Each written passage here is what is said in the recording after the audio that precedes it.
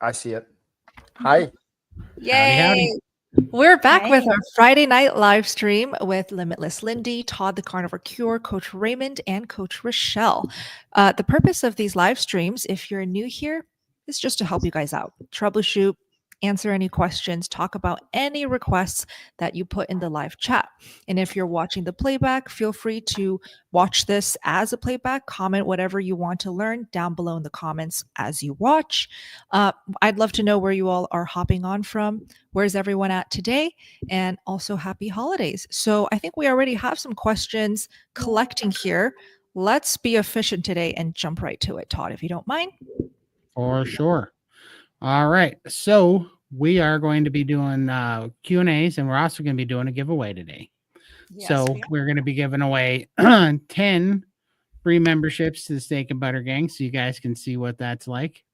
And so those will be 10 1-month free memberships. We are going to be giving away, what is that name of that air fryer? A crispy air fryer? Tasty. Tasty.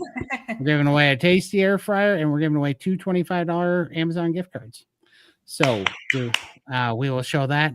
And then so we will start by taking your guys' questions. And then every once in a while, we will take a break from questions and we will tell you how to get in. So long story short, you just need to subscribe to the channel that you're watching from. You need to give this video a thumbs up on YouTube. And then I will give you a special word that you will comment in the chat. And we'll give that just before.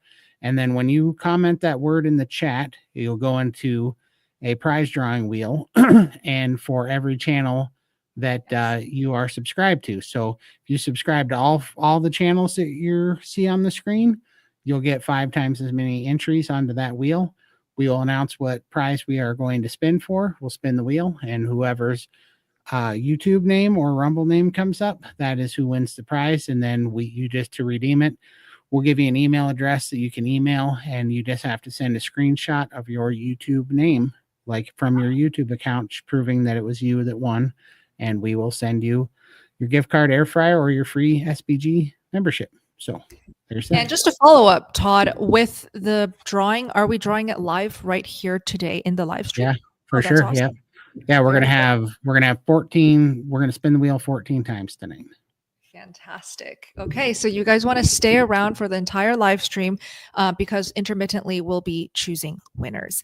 And Lindy, if you don't mind, in the meantime, just coming up with a list of clickable links to everybody's channels, because I would like to require that everybody subscribe to all the friends here to be entered. That's the prerequisite. Okay. Perfect. So let's just get that list ready. Great. We're ready to go. All right. Now on the Q&As, if you guys would put 3 capital Qs in front of your question, they'll be answered in the order they are received, unless it's a super chat's take priority. So here we go. Off to the questions. And we already have super chats. Here we go. Okay, good to see you back, Nav. Thank you so much. Nav says, I don't understand what the fat to protein ratio is when someone says 1-to-1 or 2-to-1. What does that mean? And how much should I be doing for carnivore? Raymond, do you mind taking this one?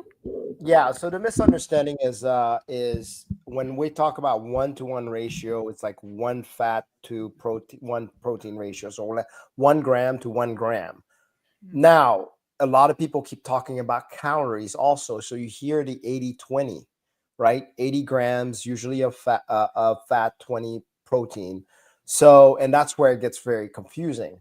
But I like to stick with the 1-to-1 ratio because it's easy to see. So what's a 1-to-1 ratio?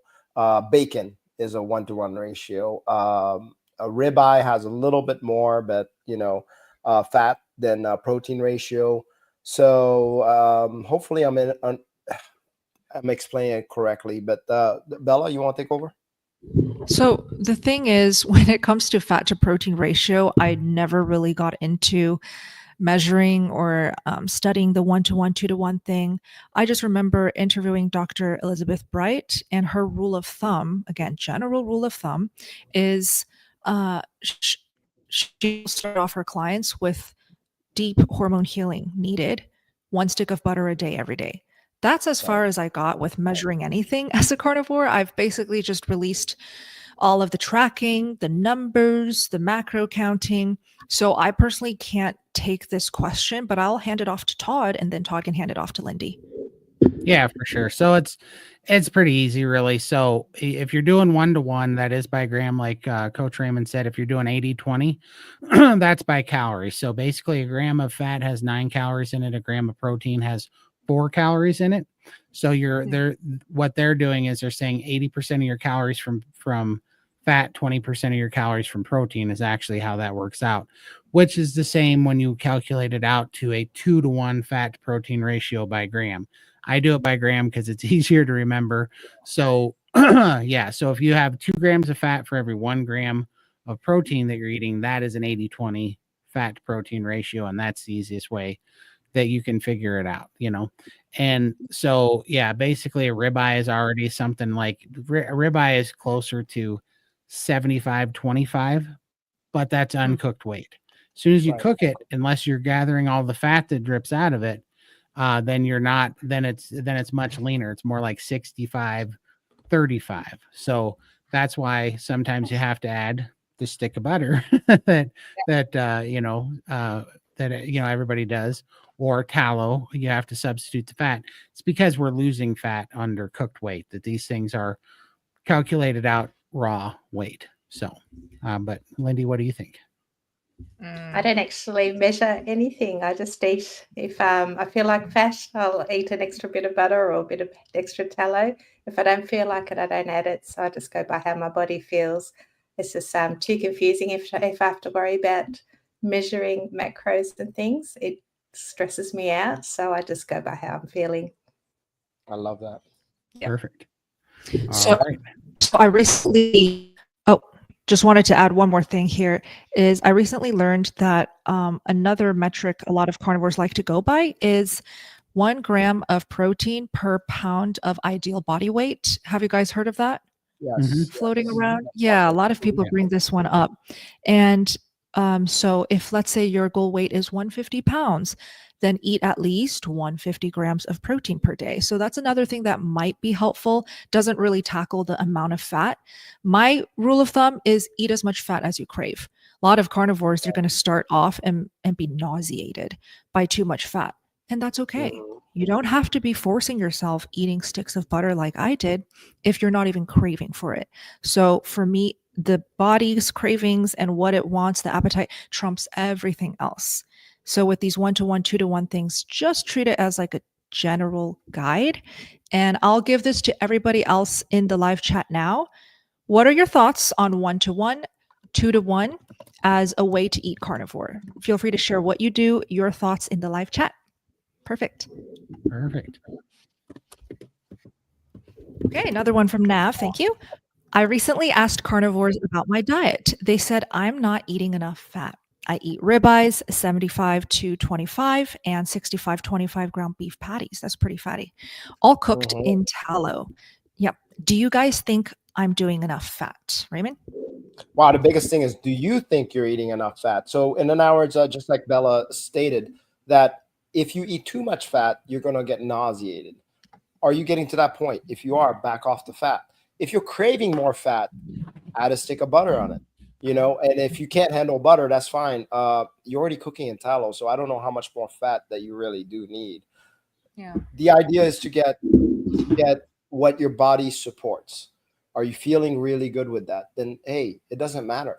If you're feeling really good with what you're eating right now, there's no need to question anymore. There's no need to get anxious about it. You're doing the right thing. Todd? Yeah, for sure. I mean, I think our body changes too. It really does. Oh, yeah. It's crazy. Yes. Sometimes I need a bunch of fat. Sometimes I find fat repulsive. I can tell you why, but it's when my body's just doing what it does. I hate to say anything dogmatic at all anymore, because I've changed so many times in the last 23 months that I couldn't tell you why the body does what it does, but it does. And all I know is that if you find yourself craving it or even feeling a little low on energy, just try adding a little more fat in and see what it does. And that's what I did. And I had to be, I had to be 2-to-1 or 80-20 fat to protein. And I was like, I was sure when I did that I was going to be that way for the rest of my life. Well, I was that way for about 6 months until one day my body said, if you eat that piece of fat off that ribeye, I'm going to throw up. That was basically what it felt like. And I was like, okay, I don't know why, so then I went back to like a 75-25 ratio. And I was that way for about 6 months. And now all of a sudden my body's telling me that I need to put a half a pound of butter in a skillet and poach shrimp in it and eat it. I don't know why, but it's what I'm doing right now. And it feels great. And my body's reacting really well to it. So I think the number one thing you can do is learn to listen to those signals to your body and just let it take the wheel, be honest with you. Well said. Well said. Would love to know your thoughts, Richelle. Yeah, I would say if your brain is firing on all cylinders, if your joints are feeling lubricated, if you're not having diarrhea, and I would say if your mood is great and stable, if your energy is stable, I would say these are all great metrics to know if you're getting enough fat or not. For me personally, and I know it can be different for each person and it can be different for men and women. I know for me personally, if I don't get enough fat, I get a little moody. I get a little cranky. So I know that I have to incorporate more fat. And I don't need it all the time, but there are times where I'm just like, I just all of a sudden I'm like, I really want some butter. And I just go into the fridge and I take a big old bite out of the butter and then I feel great. And there are other times like Todd where I'm just like, I don't even think I want to cook my eggs in butter. Like the yolks are going to be too much. It's very individual, and it also depends on where you're at in your lifestyle. Are you exercising? Are you under a lot of stress? There are so many different reasons for why you may need more fat or less fat, depending on the season you're in. Fantastic. Lindy, any thoughts? Yeah, I restricted fat at the beginning of my journey and I lost a lot of hair. So it's not a good thing to do. I restricted fat because I still had the mentality that fat makes you fat. And I upped my fat and kept losing weight. So that is definitely not true for me anyway. Don't want to lose hair, so I have to keep the fat up. Yeah. That's one of the worst symptoms of undereating, and also undereating fat or protein. And for butter, you don't have to lean on butter as your only source of fat. I know that I talk about butter a lot. I only use butter because it is so palatable and so convenient. But if you are sensitive to lactose in butter, let's say you're new to carnivore, you do want to get on the higher fat end, you can lean on just suet. Beef fat trimmings, also known as suet. You can eat it raw for the best digestion and the least amount of nausea, or you can eat it air fried. Air fry it at 450 degrees Fahrenheit. We're gonna give away one of my favorite air fryers tonight, so stay tuned. We're gonna do intermittent giveaways if you just joined, but air fry fat and eat it as a snack. There's plenty of ways to make sure you're eating enough fat, but if you don't crave for it, don't force yourself. So a question to everyone, comment it in the live chat or down below. What is your all-time favorite fat, source of fat? Feel free to share. Okay, let's keep going. Okay, hi C, welcome. Best protocol for autoimmune arthritis and diabetes. Let's start with Raymond. Oh, carnivore diet, instantly. I mean, that comes to mind. You can, once you get carnivore down right, possibly fasting will help even more. Yeah. That simple. That's awesome. You would say fasting is great for arthritis and diabetes. They work together actually. So, but again, carnivore diet has to be first. You get nourished, you're able to fast. Don't do the other way around. Don't just start out, oh, I'm going to fast. What we'll do is tend to undereat that way. So first, eat plenty of carnivore diet food, and then when the fasting calls you, go for that. Perfect. As someone who has chronic osteoarthritis in their neck, I found coming to carnivore and eliminating sugar and sweeteners was the ticket for me. Definitely for me, any sweet really exacerbates the pain, and I don't know why, but it feels like someone's just like banging a gong inside of my bones, and it's just so painful. So I agree with what Raymond's saying. Carnivore and potentially even high fat carnivore would be very, very healing for you to get your blood sugars balanced, to lubricate up those joints and to get things moving again and to reduce the overall inflammation. Arthritis ends in itis. Anything that ends in itis means that it's a form of inflammation. So just a little note for you guys. Wow. And personal experience, I did get out of my pre-diabetic state. It took about 6 months, and I have seen many clients who are diabetic and arthritic have gotten away of their autoimmune issues from there. Nice. All right. Todd? I've had a little bit of arthritis in my right knee because I had an orthoscopic knee surgery, and I can tell you for sure that they said I was going to need a knee replacement surgery, and I haven't needed that. But the only time that pain went away, and I forgot how much it hurt. In fact, it's weird when you have long chronic pain, you don't understand how much it hurts until it stops hurting, and then you get it back. Yeah. And you're like, oh, that sucks. And I didn't get it back until I went to Texas, and we went to In-N-Out Burger, and I had a stupid piece of lettuce on a Flying Dutchman. Ooh. And that lettuce swelled me up for 3 days. I hobbled around in Texas with a swollen knee because of that stupid piece of lettuce. I didn't know. Man. Yeah, so carnivore, by far, I think if I sometimes wish we had a magic wand and I could wave it for just a second to remember what I felt like 23 months ago. But I bet it was miserable. I bet it was way worse than I was even remembering, because that one leg swelling. So, I don't know a bunch about autoimmune disease or arthritis because I don't have a bunch, but I can tell you that all it took was one trip to getting Flying Dutchman just with the added lettuce in Texas. And that brought my knee back to a point that it was 3 days of misery just from that piece of lettuce. So I'd have to say carnivore for the win on that for sure. Was there cheese on your Flying Dutchman? There was. It could have been that too, I suppose. They have some bad ingredients in that fake cheese as well, unfortunately. Yeah. Disgusting. But very true. Awesome. Let's keep going. All right, real quick. Yeah. I want to do this because we're going to do a drawing pretty soon. Great. And so we got to get everybody to get ready. So I'm going to put this on the screen. That is hashtag SBG, all capital letters. You have to put that in the comment section. So go ahead and comment that now. Yay. And but in order to be eligible, you have to be subscribed to all 5 channels on the screen, which we'll pull that up in just 1 second. But go over there, subscribe, and then comment on whatever channel that you're on. Hashtag SBG, and you have to hit the thumbs up on the video. So give it a like, and then you are entered in. So perfect. I got to remember how to take this off. And which one is the thing with the thing? Oh, I have to take. That's it. I have to get the comment off the screen. Yeah. While you do that, let me just ask if Lindy, do you mind just putting the clickable links in the live chat, just so it's easier for everybody to quickly subscribe to all of the carnivores here, so that everybody is supported. That would be awesome. Thank you, everyone, for doing hashtag SBG.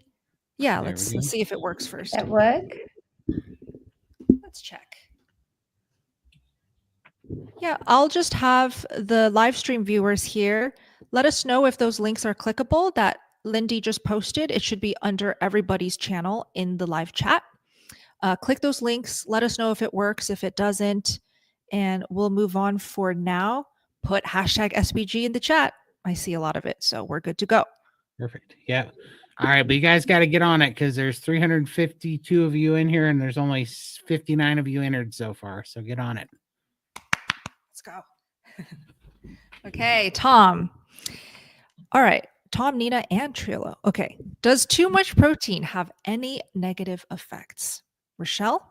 High protein is like eating high carbohydrate. It definitely is not an ideal process for an extended period of time. So when we overconsume protein, what happens is our body starts to convert that into glucose via the process called gluconeogenesis. Basically, it's going to elevate your blood sugar. And I've done this, and I've actually tested this, where if I eat too lean or if I just don't eat any fat, I will skyrocket my blood sugar. I will become hyperglycemic I've had my blood sugar go up to 160, 170, which for me is more than double what my resting blood sugar would be, like my waking blood sugar. So definitely, if you're going to eat high protein, I would say for a short period of time, there might be a reason why you're doing that, but I would say definitely accompany it with fat. Definitely accompany it with fat. Raymond, any thoughts? Yeah, thoughts on that. So I totally agree with what Coach Richelle is saying. The other thing that you can run into is a lot of meat sweats, which that can be good because that's your metabolism going up. But I do want to say, so take a look at rabbit starvation. So eating high protein only can lead to that. So protein goes very well with fat. As a matter of fact, they're very complementary to each other. Fat being the more that you'll need. A lot of people get their high protein. If you watch the bodybuilder's diet, by white chicken, these are not tasteful things, by the way, or like protein powders. So really, if you're eating just even lean cattle meat or lamb meat, even the leanest does have a decent amount of fat, like filet mignon, which is pretty lean, has about 30% of fat, 30% fat on there, which is good enough to escape that rabbit starvation. So just giving you an FYI. Awesome. Let's keep going. All right. Adam's here. Hi, Adam. Wow. Thank you so much. Carnivore Today, also known as Adam, says, hi, beautiful people. Hi. If you eat kangaroo meat on a Tuesday, what are the omega-3 to omega-6 ratios? Oh, yeah. The kangaroo was 4.2 years old, if that helps. On a Tuesday. Don't forget, on a Tuesday. I could tell you if it was a Friday, but I'm lost for words right now. So all I can say is kangaroo is delicious. It's I delicious. want one. I want to try it. Man, Wow. I really wanted to try it. I'm sorry, but I think but Skippy belongs in the bush. I'm sorry. Yeah. Oh man. Since Adam talked about the omega-3 to omega-6 ratio, I think too many people to put too much into that. So meaning, hey, just eat the cow that you can afford, eat the lamb that you can afford. Omega-3 and omega-6 ratio, maybe you may want to look that down later and supplement if you need to. But really, let's think about how many omega-6s that we've been having through our vegetation and what we were eating before, processed food. I mean, those things are just trash. So we're doing right just by eating carnivore diet. For sure. Perfect. That's awesome. Thanks so much, Adam. Thank you, Adam. All right, let's all right, we're going to pop this up one more time. Everybody just subscribe, give it a thumbs up and enter hashtag all capital SBG to get in here. There's only 75 entries so far out of almost 400. So definitely get into it because after this next comment, we're going to draw. So Todd, keep it up. Let me just keep the hashtag up. Let me just reiterate here. So for anyone in this live stream right now, for them to be automatically entered, and you can see that tiny number in gray of the number going up as people put in hashtag SBG, it's an automatic like machine. So you must put hashtag SBG in the live chat. Whoever you're watching on, if it's Todd's channel, put it in his live chat. If it's my channel, put it in the live chat, and then you'll get it entered. So now we're seeing the number climb up. Only if you want to win an air fryer, guys. If you don't worry about it. For sure. And yeah, and if you're having trouble because you're just putting hashtag SBG, one of the problems might be you have to be subscribed to at least one of the channels, and you have to give the video a thumbs up on the live stream, a thumb up on the channel that you're on. If you subscribe to for every channel that you subscribe, there's 5 channels here that are streaming. For every channel that you subscribe from, you get an extra entry too. So the more that you subscribe, the more entries you'll get. But yeah, keep putting that in. And after this next comment, we will spin for an air fryer. Yay. Let's All right. keep going. Oh, we're spinning for the big one. Oh, wow. Let's put it in. Perfect. For sure. Why not? Wow, Nav, thank you. Guys, link your Twitters. Bella, I found your Twitter. You don't post, but you should because I learn a lot about carnivore on X. We have an active carnivore community of 20K on X that you can join for free. Wow. That is another Nice. platform that I have to worry about. And I'm already kind of like, let me just focus on, YouTube, Facebook, Instagram, TikTok. 4 is already quite a lot. And then Steak and Butter Gang and the Butter Club. So thank you for the encouragement. I'll try my best. No worries. But Nav, if you can, go ahead. if you can just link Nav, the 20K community that you're talking about, is it something that we all have to like click and join? I'd love to learn more. Go ahead, Todd. Absolutely. No, Nav, I was going to say, just go ahead and send it to me. Send me the link on, so I'm on X. It's Carnivore Cure, not the Carnivore Cure. So send it to me on X, Nav, at Carnivore Cure. And it's just without the in front of it because of the character restriction, but send it to me. And then I'll make sure that we have it next time and we'll give you a shout out on here next Friday. So definitely go ahead and post it. So Thank you. that's Nav. awesome. Thank you much. All right. We have 121. You guys are slow. You guys got to pick up the pace because we're doing like 13 or 14 drawings tonight. So you got to get it going. So, but anyhow, we're going to go ahead and draw. This one's for the air fryer. So here Are we you go. sure? Wait. Let's before we do that, do we want to just wait a little bit more so it gets to at least 200 and then we'll draw? Or is there like a technique behind this, Todd? No, not. I'm just trying. There's so many to go through. I'm like, you guys better get on it. So I'm trying. You know what I suspect? I think a lot of people that enter the live stream and they're watching it a couple minutes lagged. This is what happens when I join live streams is I forget to fast forward to the current in real time. Okay. So let's give it a couple minutes for people so they all have a chance. Yeah. All right. We'll give you some more time. Great. Good point. There we go. All right. On to the next one. Let's see. We caught up on that. So this one. Hi, Angela. So she says, I'm type 2 diabetic and I need to keep my blood sugar low. Can I keep using one pick instead of long-term insulin? Maybe that's a typo. Do we know what she means? One pick instead of long-term insulin. Well, yeah. Go ahead. Okay. Well, for long-term for a type 2 diabetic, about your blood sugar being low. So the issue about coming onto carnivore, so it's kind of it's the only way I can make it sense is normally diabetics are severely malnourished. Okay. So the idea is you're going to have to be able to nourish your body well enough. So that means eating carnivore meals. But the problem that can happen is your blood sugar will raise. So that's where the measurement will be needing to be coming handy because obviously you're on a long-term insulin. So early on, you may need to raise it a little bit. And then later on, when you're actually stable into the carnivore diet, it starts lowering. I can tell you I had a client that I've been coaching for about 6 months now. She started out, she was on insulin. She got rid of her insulin. She was on long-term insulin. She got rid of her insulin, and now her CGR is beeping at her all the time. So she's in the one. She got down to 80, but she averages right about the hundreds right now, which is amazing. So she's almost out of her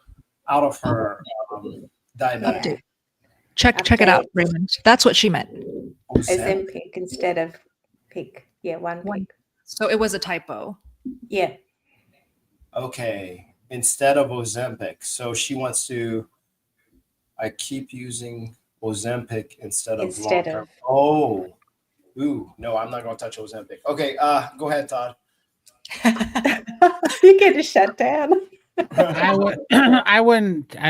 Okay, I wouldn't use the one pick. Let's say I wouldn't use the one pick because it has way long-term issues, right? And look, I know that there's some people even in the carnivore world that are starting to mess around with it. In fact, somebody that I follow even said something to me, and I'm not trying to dog anybody, and I'm no doctor, but somebody said, well, it's just a peptide, and anybody that's had collagen peptides taken peptides before. But the fact of the matter is, like, rattlesnake venom is also just peptides and protein. Like it depends on what the chain of peptide and protein is. And the truth of the matter is that one pick is the Gila monster venom, right? And it causes paralysis in your gut. That's why it slows down, and it has a half-life of like 1 week, which means that it stays in your system for like 5 weeks after even just one dose.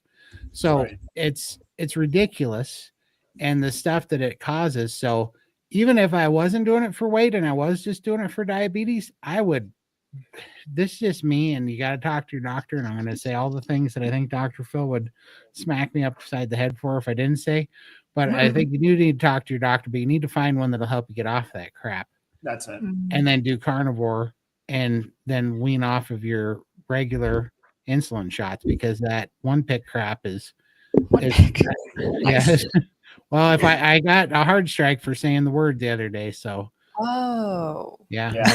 I like one pick. I like one pick. We'll start calling it one pick. Thank you for that. One pick. One pick. Yeah. One pick. Great. Yeah. Wow. But that's a great answer. And we can actually start this and revisit when Dr. Phil joins us later tonight. So let's leave it. Yeah, for now. We'll leave that one in there. Okay, here we go. And bam. Great. Oh, and feel free to share your thoughts on this, those who are in the live stream watching the playback too. Manuel, is it normal to see glucose spike? I test daily and it seems higher. Not that it's going to stop me. I'm just curious. So glucose spike, I wonder if it's top of the morning. What is the phenomenon called again? Dawn phenomenon. Dawn. Yes. Thank you, Lindy. Yeah. I wonder when he's testing this, but thoughts, Lindy? Oh, yeah, sorry, I was reading the questions. Is it normal to be? Yeah, dawn phenomenon. Yeah, it does happen early in the morning, obviously. And I think if you have too much protein, it can also spike your glucose levels as well. So adding a little bit more fat to sort of bring it down. But yeah. I'm going to make you feel better, Manuel, on this. So, okay. We are on the assumption that the glucose spikes, you use that word spike, is the same on carbs that is in protein. And what I've noticed is, obviously you've watched your CGM and, you probably had it before on carbs and all that. But it is how it rises very quickly on carbs and sugar and then drops fairly quickly. That's a spike. With carnivore, the blood level will rise, which we want. It will rise, but more do it in a curvature. So slow rise, a slow drop. That makes the difference in the world. You can tell because that's your mood. Anybody who's been on carbs can tell that mood roller coaster we've been on, right? Now on carnivore, even though if our blood sugar gets that high, why don't we get that mood fluctuation? Because it's smooth. So hopefully that gives you a little bit of, since you're curious, this gives you a little bit of thinking that this is not a negative thing. It's okay for our blood sugars rise. If you watch Dr. Baker, his blood sugars are right in the hundreds. He's not diabetic, but he's always on the constant go as far as doing hard workouts. So his blood level needs to be pretty high. Todd, thoughts? Yeah, I mean, for sure. And the fact of the matter is I do like what Dr. Jason Fung talks about with this. And depending on the level of insulin resistant you are, anything you eat, just the act of putting food in your mouth and chewing causes an insulin response. It will cause a blood sugar response and an insulin response. And so it can be a little bit tricky, but for me, I definitely have gluconeogenesis problems, and that just took a while to sort out. The more that you heal your body and the more that you heal your digestion, the more that the protein more protein you can get away with eating at one time that your body will absorb and not turn into glucose. And then that'll keep your glucose from spiking too. So yeah, we would just need more information, but honestly, it's just something that you're going to go through until you heal up. Right. But the longer that I do this, the more stable my blood sugar is. and because also it has to do with stabilizing your blood sugar with ketones and a lot of things. So yeah, the longer you do it, the better that's going to get, for sure, in my personal experience from doing it. So Awesome. Thanks, guys. Keep us posted, Manuel. thank you. All right. I check every morning. I'm pure diabetic. I didn't see that part before. That's awesome. Oh, okay. That's why he Good. checks. He's pre-diabetic. Well, I used to be pre-diabetic, so just to let you know, I'm no longer that. So that hopefully helps. But I can tell you my latest blood work range, my glucose was at 102. And this is after 7 years carnivore. So it kind of hovers staying right there. But my A1C is like a 5.6. So, Awesome. All right. All right, guys. A little check-in. We're not to 200 yet. So we're gonna let it get to 200 entries before we draw this one, because this is for the air fryer. So again, you just have to like, subscribe, and then in the comments put hashtag SBG all capital letters, and this entries will start going up. When we get this entries right here to 200, we are gonna hit this draw button, and somebody's there we go. Somebody's gonna win the air fryer. So I have a question. yeah. So as people enter the hashtag SPG, the number goes up and then we do the rest of the prizes tonight. Do we have to restart for every prize, or it keeps We getting do. higher? Wow. Yeah, we do. That's what I was saying. That's why I was like, come on, people, because we got to start cranking these out like every 12 minutes or something. So you guys got to get on the ball because we're giving away some stuff today. So get with the rhythm. All Love right. it. I think you can only enter one time per channel. So if you do it twice on, say, Bella's channel, you only get that one entry. But if you do it Really? on all 4 channels, is that Then right? that's 4 Yeah. entries. Well, right. Yeah. Well, they just have to subscribe. So this algorithm is pretty good. So it'll if they subscribe to all of them, but they comment because of StreamYard links them, it'll give them 4 entries. It'll give them the number of entries that they are subscribed to. So if they're subscribed to every channel, they'll get that many entries. If they're only subscribed to one channel, they'll only get 1 entry. If they're subscribed to 2 channels, they'll get 2 entries. So There you go. yeah. So it's a fun little algorithm. As you can see, it's to give stuff away, but also to get you guys to incite the algorithm. So it's all fun and everybody wins. Free stuff, good information, good time. All right. Love it. Yay. Oh, we did this. Oh, we did do this. Sorry. No worries. Here we go. All righty. Welcome, Donna. She says, what can I do about acid reflux? Todd, you have experience with this. Yeah, I mean, for me, acid reflux was cured just by eating carnivore, and also apple cider vinegar helped my acid reflux the most. So, which is one of the reasons that I craved it. But once I started eating, and you know what else helped quite a bit was when we did the amino acid therapy, my digestion got better when I was doing that too, because one of those amino acids helped digestive enzymes too. Yeah. Because most acid reflux is actually a lack of acid that screws around with the, what do they call those, the sphincters or whatever. Yeah. Well, the sphincters in the esophagus, and it lets the stuff flow backwards. So we actually need more acid, and that's where the apple cider vinegar and the amino acids actually seem to help that. Yeah. I love it. Awesome. Any tips, Raymond? Well, you could try, which that hasn't worked. You could try, for me, betaine hydrochloride or digestive enzyme before eating the meal, which would enhance the acidity. But the problem is that the question that you need to ask yourself, are you having more of a sphincter issue, just like Todd is? So from what I've read and what I've looked up, the sphincter doesn't close very well, because it's kind of like, a limp flap. So the acid may be enough, but it's not enough to actually seal that flap. So doing that, what you can do if you have that issue is probably look into eating smaller meals throughout the day. That way your digestion can catch up, and that can also help. So if apple cider vinegar doesn't help, or the HCl. try just a little bit of smaller meals throughout the day. See if that helps. I'll make a comment on this. Rendered fat, stay away. Oh, thank Cold, you for that. solid fat, get close to. That really does make a difference for acid reflux, for nausea, for diarrhea, for a lot of those initial symptoms that a lot of new carnivores kind of struggle with, myself included. Mine really focused on the loose stools, and I did notice a difference when I would eat cold butter as opposed to melted, cooked, rendered out ground beef fat. Okay, great. Perfect. All right. I'm going to pop this up one more time, guys. We're almost there. We need 11 more entries. 20 more. So close. Yay. So like and subscribe to all the channels, and then type in the chat hashtag capital letters SBG.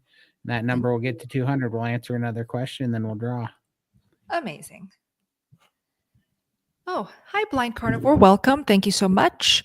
I have eye condition that causes my cornea to thin as well as turn into a cone shape.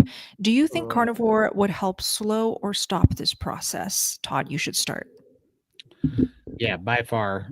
By far, it definitely helped me for sure.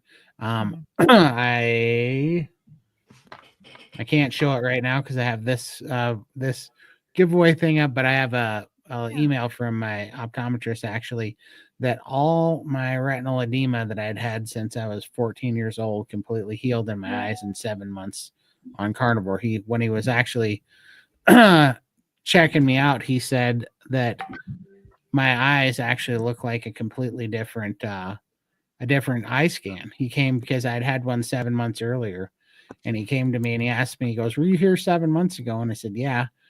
And he goes, "I can't believe that." He goes, "What have you been doing? Because your eyes don't even look like the same scans that we had. Your eyes look like two different eyes because there's absolutely no retinal edema. Your veins and your cornea the cornea walls and your veins and your eyes have thickened, and they are healthy now." And so, yeah, I absolutely think it'll help a ton. And it changes the shape of your cones. I mean, it's crazy. My eyes healed up 3 points on my stigmatism in both eyes in 7 months, and I had to get a new prescription. So for sure. Wow. I'm going to link my interview with Todd where he talks about this whole journey, including showing the email from his doctor. So let me just link that. While I do that, any thoughts on this, Raymond? Yeah. So for me, before I went carnivore, I was having problems reading these little SIM cards, tiny little, but that was part of my job, right? Afterwards, I started noticing after carnivore, I started being able to read it clearly. To this day, my wife still gives me stuff, tiny little prints that I'm the one who has to read it. But I happened to do an eye test, I think, about a year later. And somehow I ended up with 20/20, which I kept on asking the lady. I was like, "You're sure I have 20/20? Because I've never had that in my life." So somehow it's done something different. So, but I'm not the only one. I've heard other people that has had, just like Todd, eye difference and transformations from that. Improvements. Richelle, how about Yeah, you? improvement. I got my night vision back. I haven't seen a change in my prescription or anything like that, but I really struggled to drive at night, and now I'm able to drive at night without feeling like I'm literally blind at night. So that's been really helpful. Lindy? Yeah, I couldn't see anything on the TV at all. All the words looked like in a foreign language to me, but now I can watch TV without it. I just need glasses just for the laptop because it's a little bit small, just a little bit fuzzy. I can read, but I strain a little bit. So my eyesight has definitely improved a lot. My daughter has type 1 diabetes, and she's just lost her eyesight. She's completely blind now. I think if you can get to the damage before it gets too far, there's definitely a lot of healing, but her condition was picked up really late and now the damage is done. I don't know what her prognosis has been, but definitely if you've got any floaters or anything, do get it checked out ASAP before it gets too far gone that you could get into that kind of position. So, yeah. Definitely listen to Lindy on that. Also, check out Dr. Lisa Wiedemann. She's also known as at the Carnivore Doctor. She is an eye doctor herself, and I think a 16-year carnivore now. One of the OGs, the veterans. Her wealth of knowledge on eye science and just eye health improvements is the best. So check her out. All right. All right. One more time. You guys aren't quite there. We need 10 more. Just 10 more. So like, subscribe, and enter, comment, hashtag SBG, please, and we'll be there. Yes. All right. We'll do one more. Welcome, Carrie. Thank you so much. I keep getting gout anytime my ketones are rising and I'm getting frustrated. I started allopurinol after 3 rounds of steroids. So I think she wants some thoughts, some pointers here. Raymond? Wow. I'm sorry, first of all. I know that's very painful, that big toe issue, if that's where you're getting it. But what I can say is go on carnivore where you're eating daily. Don't allow your ketones to rise, because when your ketones rise, then there's a detox pathway that kind of seems to happen. You may need to do that a little bit longer just so you don't have this flare up as often. But whatever you can do, because you did notice that the ketones are related to your gout, and that's okay. Try to keep that lower if you can. And really, if you do a carnivore diet, eating 3 meals a day, you're probably going to hit like 0.4, 0.5 on the ketone meters, and that's not enough to cause any detox reaction. But Richelle, what's your thoughts? I mean, I'm suspicious when people get gout and they are on carnivore. So I've heard, and I don't remember what exactly it is, but there's something that blocks the vitamin C receptors in the body, because the body actually makes vitamin C, from what I understand. And so if your body is not able to sufficiently produce the vitamin C, or the receptors are blocked, and I could be dead wrong about the production of vitamin C, so please bear with me. I still have pregnancy brain, mama brain, you know? Then that to me would be an indication that there's just some extra healing that needs to happen in order for the body to be able to fight off the gout infection. So I've heard Rebecca Heichman talk about this, and it might be a case where vitamin C is just too low in the person's body, and maybe they just need to consider having it tested and then maybe supplementing with that. It's not something I would recommend, but it could be helpful in this situation. Fantastic. Yeah, I don't know. I'd like to know if you're taking any other medication other than the allopurinol, because so when I used to take furosemide or any of the fluid pills, those cause gout. And so the only gout that I ever had after carnivore was from taking some furosemide. So those also cause it.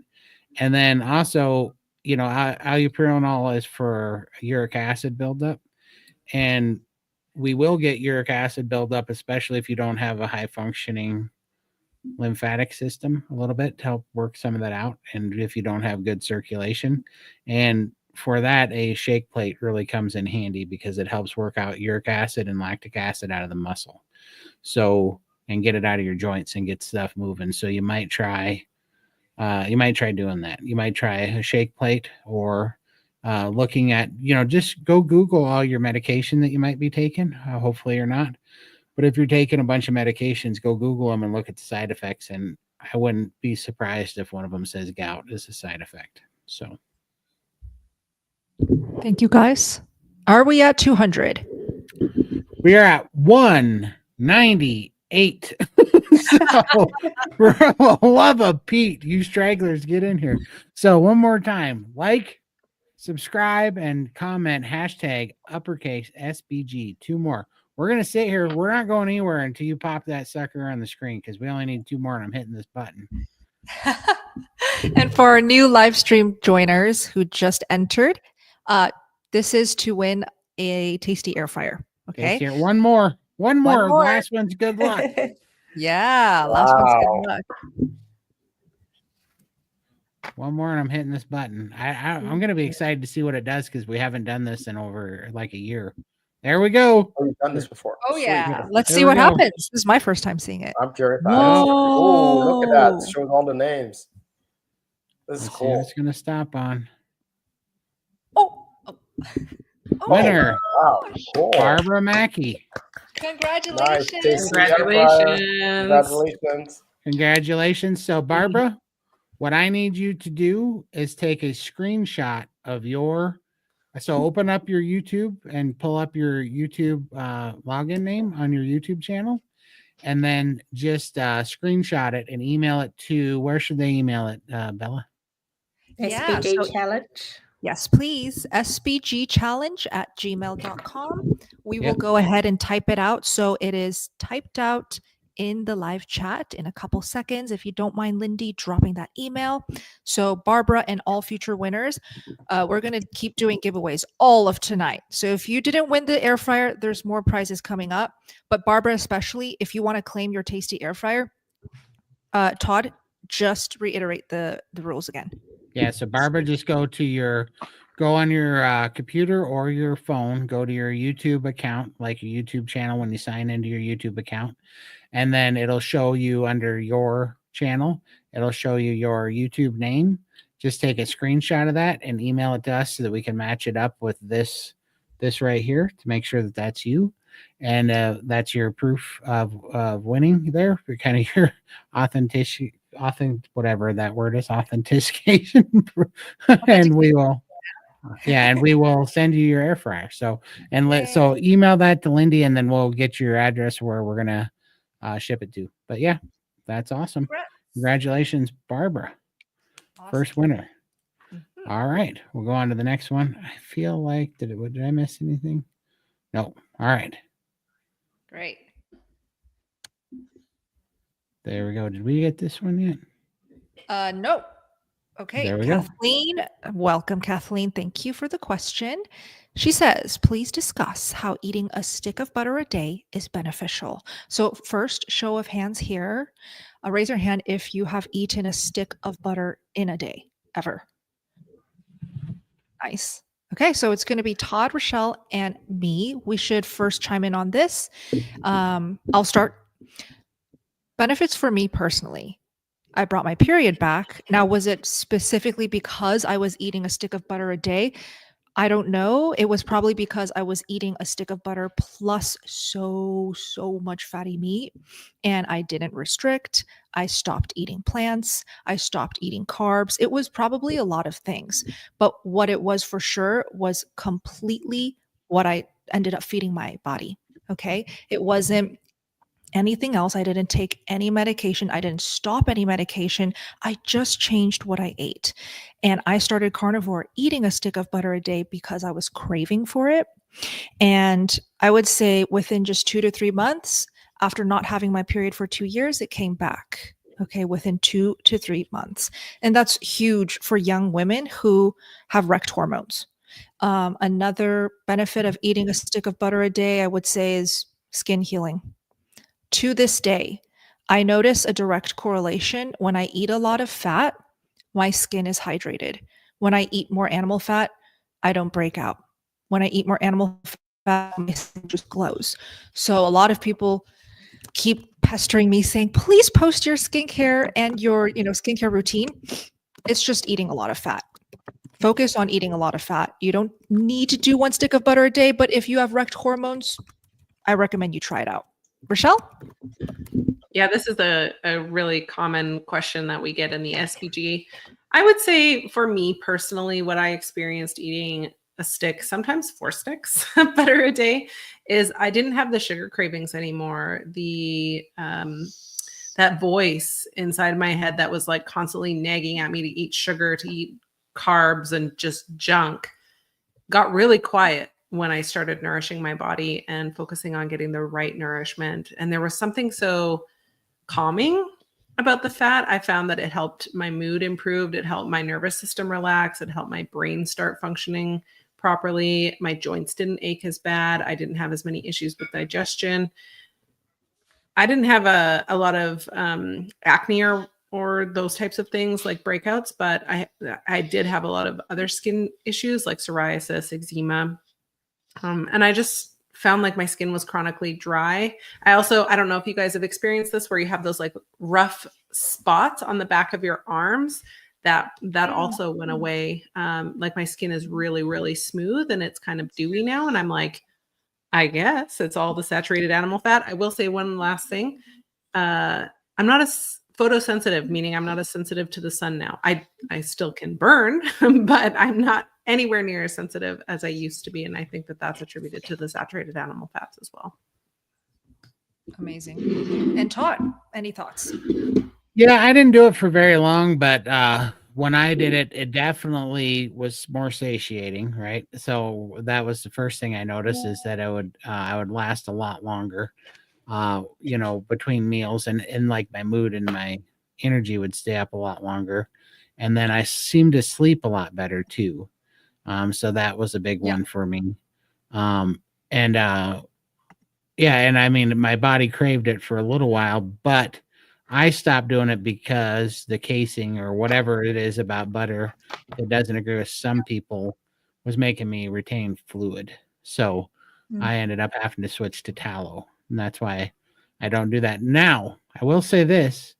I hadn't craved butter in, I don't know, 9 months or something. And all of a sudden, out of nowhere, this last week, I've been eating butter again because I've been wanting butter, poached shrimp, and scallops. I don't know why. I don't crave either one of those things, but I've been eating them for about a week now and loving every bit of it. So butter poached shrimp and scallops, you melt the butter and you kind of steam the seafood in there? Yeah, just have them swimming in it and you just boil it in butter. It's not like frying it where it gets, but you kind of steam it. Yeah, and it's delicious, man. I love those. I've had that. I've eaten like 2 pounds of that every night for like the last 4 days. So it's delicious. And no inflammation? None, not a bit. That's awesome.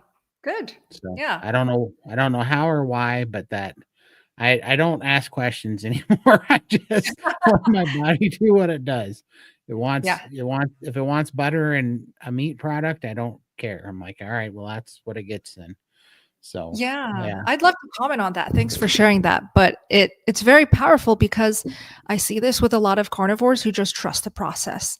I know a lot of carnivores, they come into the community, they get a little bit annoyed and triggered by this phrase, trust the process, because they want concrete expectations. They want to know, okay, how much time do I have to put in to get X, Y, and Z results? And that's okay if you're like that. But trusting the process helps you change your mindset to, let me force these goals to happen by this amount of time, to let me listen to my body. That's why I love all 4 of these carnivores here, is that they live like this. It's just part of their everyday routine. And they know exactly what they need to eat based on how they're feeling, based on signals that their body and brain is telling them. And this is really the ultimate goal that we hope to encourage you guys to end up, is to just listen to that body. I love that Todd said he's no longer asking questions. He's just eating whatever he craves, which is great. Right. Life is so freeing when you can live that way. Lindy, 100%. any thoughts? Yeah, no, I haven't tried the whole stick of butter a day because I just feel unwell if I have too much. I can only eat a little bit of butter and then it just like my body just says no more. I just feel that bit queasy in the stomach. So why push it? If it's not going to go down, I'm not going to force it. So that's why I haven't. And I don't have a gallbladder. I don't know if that has anything to do with it, but yeah, I just feel a bit funny in the tummy if I think about it. Yeah. That's why I wanted you to speak on this is, again, everybody is different. If you don't have a gallbladder, you're most likely not going to be able to eat nearly as much fat as, let's say, Richelle. So again, go by what your body can tolerate, what your body thrives. And a question to everyone in this live stream right now, you can comment it if you're watching the playback. Do you eat butter? Yes or no? Okay, let's keep going. All right, real quick. What are we giving away next? You pick, Bella. So we got 2 more $25 gift cards and a whole bunch of SBG memberships. Okay, so for this next one, let's do 1 gift card generously given away by Todd. Let's have that be the next one. All right, $25 Amazon gift card coming up, and the same rules apply. You got to like, subscribe, and the new word is ribeye. All capital. Yes, please. So, Please. So comment in the chat ribeye, hashtag ribeye, all capital, and make sure that you're subscribed and they give the video a thumbs up. If you already gave the video a thumbs up and you're already subscribed, you don't have to do it again, but you Gotcha. just have to enter ribeye. That only has to be done once. I think Oh, it was and the hashtag. Look how fast this is going. Yep. There we go. Oh, yeah, because people like this word more. Okay. There we go. We're learning. Yeah. Fast, it's climbing. It's going, yeah, we're already at 70. Oh my gosh. Much, So I much have a better. question for this one, Todd. If Yep. somebody entered the hashtag SBG at the beginning, can they enter again? Yeah, yep. They can enter as many Okay. times as they want. Yep. So just All just keep putting hashtag and whatever the new word is, as long as you have given the video a thumbs up and are subscribed, and also know that if you are subscribed on for every channel that you're subscribed on, whether it be Bella's, Raymond's, mine, Lindy's, Richelle's, that'll get you an Yeah. extra entry on the wheel. So there we Can go. I say something real quick? I just want to give a shout out to Todd. He's always thinking of ideas to community build. He's always thinking of ideas to like improve the live stream experience for you guys and also for us as a team. So this whole giveaway, as you can tell today, I have no experience, and Todd is the one that brought it to me, introduced it, and is currently hosting it. So we're very passionate about community building. Right. And yes, let's just give a round of applause to Todd because he rocks. He's so good at Appreciate this. it. Thank you so much. Live stream expert. Great idea. But you guys have Yeah. feedback, on how to improve the live stream experience for you, because I'm sure a lot of you guys are big live stream fans. If you see any ideas or things that other creators and YouTubers are implementing that you'd love to see here in the Carnivore community as well, let us know. In the live chat, we will take note of feedback. Thank you. That's awesome. Thanks so much. Here we go. Great. Nav. Nav is now our number one fan, I think. He's our Right. super fan. Yeah. Shout out to you, Nav. Thank you. Okay, so he said Nav is he or she? He. I think it's he, yeah. Good question. I think so. Yeah. Yes. Sorry, Nav, if we addressed you wrong, but I think you're a he. Guys, help. I'm almost done with my local grass-fed butter, but they're out of stock. Any recommendations where I can get grass-fed, grass-finished butter as soon as possible? Vital Farms brand didn't suit me well. Okay. Grass-fed, grass-finished butter. Kerrygold, I doubt is grass-fed, grass-finished. What else is grass-fed, grass-finished? Isn't Feel that free to like just shout it Kerrygold out. was. I the thought Kerrygold Costco was. brand or something? Yeah, Kirkland, I True, think. is. truly. Yeah, Kirkland brand, green colored packaging. Yeah. Yeah, I think that is. But you do need a Costco membership for that. Any everyday grocery store brands. I would Google it, Man. see if there's a raw dairy farm near you and you can make your own damn butter. Yeah, do the It's real way milk. better. Realmilk.com. Yeah. Oh, Bella? here, Elspeth. What up? Am I Truly frozen? Truly grass-fed. You're frozen. No worries. Yeah. I will move to a better Wi-Fi No worries. location. But keep Oh, going. she said truly grass-fed. I got you. Well, and then also, I don't know where you're at, but if you have any farmers markets in the area, all the Hooterites and the local farms usually sell butter in those. And those farmer markets are usually full of grass-fed, because that's why they're doing that. They're doing regenerative and usually grass-fed farming and ranching. So they're a great source if you just go to the farmers markets if you have one available. So yeah. All right, I'm gonna shout this out one more time. Hashtag ribeye. Go ahead, like, subscribe, and do the hashtag ribeye, all cap letters. We only need about 36 more people to enter, and we will spin the wheel for a $25 Amazon gift card. Nice. Am I back? Yeah, you are back. And Great. Thank you. Let's keep going. all right, let's go back up here now. There we go. Ooh, Alexander Family Farm. Yes, that's another great brand. Nav, Meditation in Motion, put that in the live chat. I like that brand. Okay, Rebecca, welcome. I have no thyroid gland, which means no metabolism. My weight loss has been slow. Any suggestions to progress quicker, Richelle? Ooh, I think I need to clarify this because the metabolism is the sum of all metabolic functions in the body. If you don't have a thyroid gland, I would be curious if you're on supplements, like are you taking desiccated pig thyroid or any supplements to support your thyroid? Are you taking or using iodine? Weight loss is often slow, and I think with carnivore, people come to it because they want the quick results. They want to see that 100 pounds gone now by yesteryear, and it's like sometimes we have to just be really patient with our body. Our body is going to triage the most important things that need to be healed before it's going to prioritize weight loss. For some people, they experience weight loss right away. For other people, it can take 2.5, 3, 4 years for their weight to start coming off. It really depends on the damage that's happened in your body. And if you've had your thyroid removed, it just may be one further, I don't want to call it this, but obstacle in overcoming or reaching that weight loss goal in a time that you would like to see it. So I think that's the other thing we need to remember is that our healing isn't linear. Weight loss is not linear. Our body is not going to adhere to some goal that we set for it. I mean, we can force it to, but are the results going to be sustainable? Is that going to come at the cost of something else, like our mental health, our well-being, our mood, our sense of community, our sense of worth? There are so many other ways to measure our success with this way of eating other than weight loss. But I understand if that's your goal. I think vitamin P, being very patient with yourself and being very patient and give yourself some grace. You're doing all of the right things and just give your body time. Give it time to heal. It will come off. Beautifully said. Thank you for that, Richelle. Raymond, any thoughts? Yeah. So the thought is yes, first of all, definitely patience. And I don't recommend you pushing for weight loss. Just allow the body to gradually go there. One thing I can tell you for no thyroid, probably any fasting would probably not be a good idea.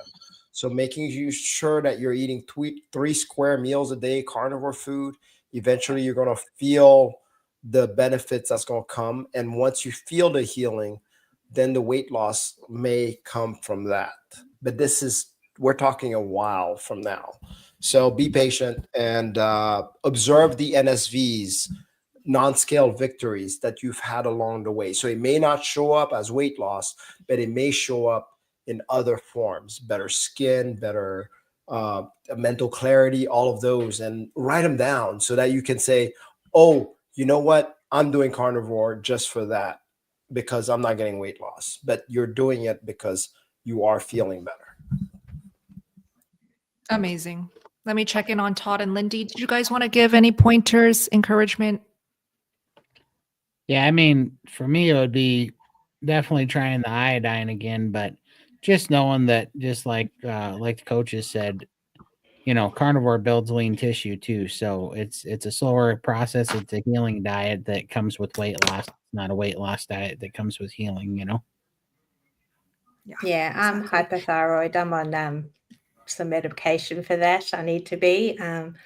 So yeah, if you need to take it, you need to take it. There's not much you can do about it. So yeah, No shame. they do say if you don't low thyroid, you can slow your weight loss down. So it's just something to be mindful of.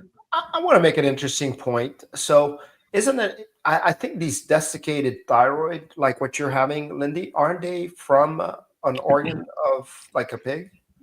The desiccated ones are, if you can get them, they don't like them here in Australia. So I have to have the synthetic. I've asked my doctor and she just told me pigs are dirty and the government doesn't like you having it. So I haven't been able to get a hold of any desiccated. So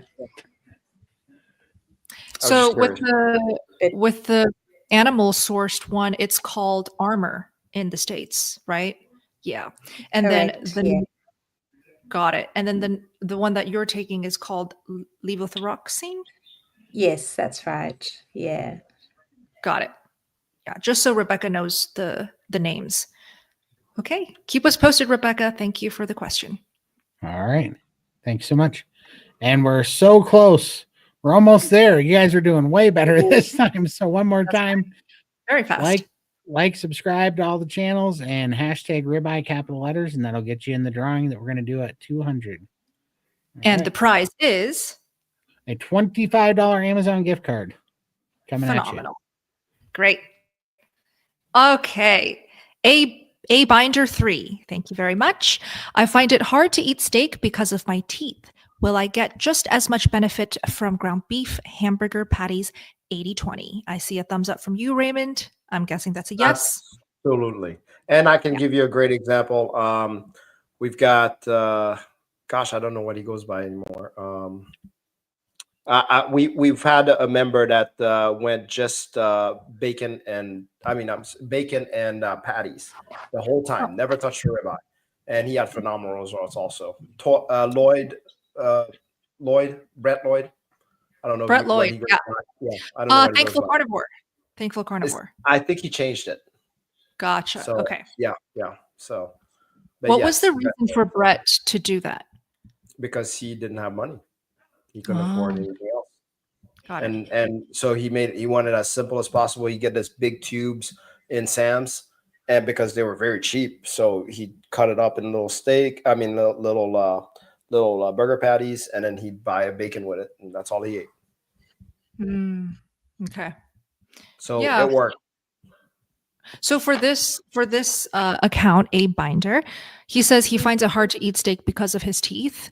So maybe we can share some ideas that he can enjoy carnivore, not just leaning on only ground beef hamburger patties. For me, bone broth, well, that's not very nutrient dense. It's just liquid.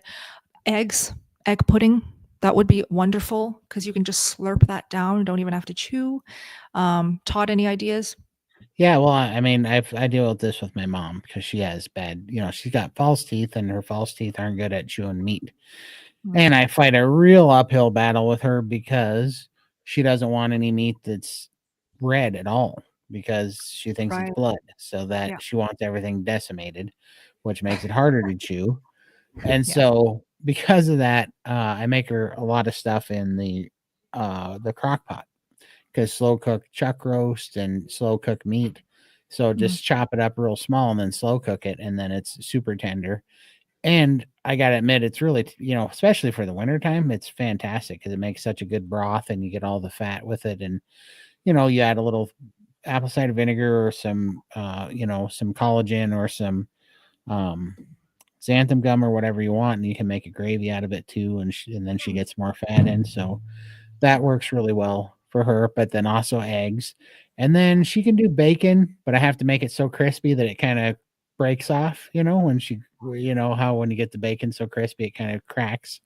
So that's how she likes her bacon. So that's how I deal with hers. How about you, Lindy? Any ideas? Yeah, I do a lot of slow cooked meats in my slow cooker, and I add a lot of liquid, so it becomes really pull apart.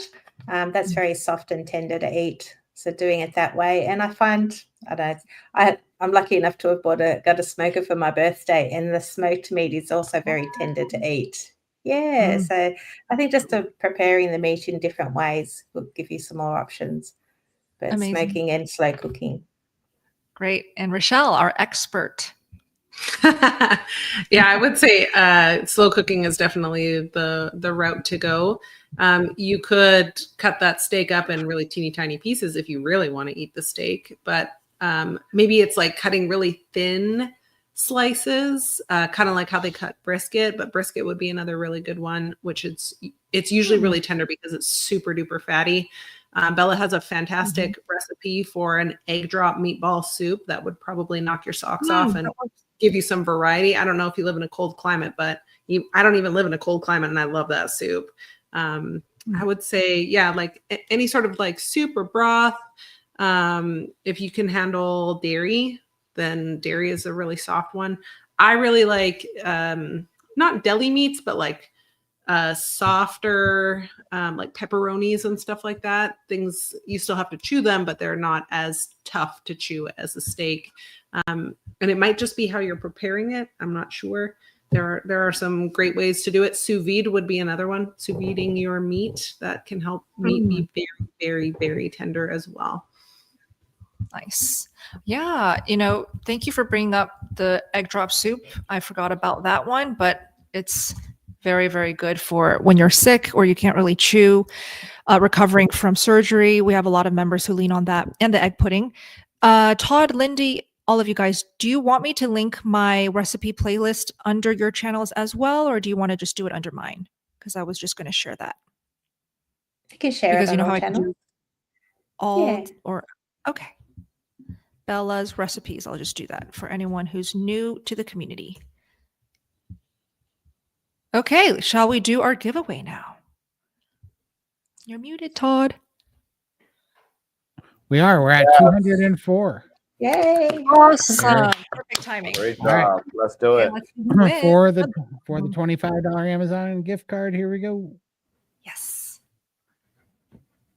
This is awesome. This is kind of cool. I love that it slows down the suspense. It's like the price is right. Yay. There you There you go. go. Awesome.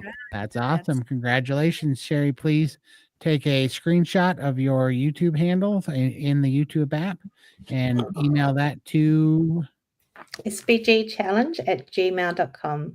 and we will send you it'll just be an e-gift card. So you'll get it probably tomorrow or the next day in your email, and you can spend it right from there. So awesome. Wow. So fun. Stay tuned. We're going to do a lot of prizes tonight. So stick with us if you can, if you don't need to go to bed yet. Right. For sure.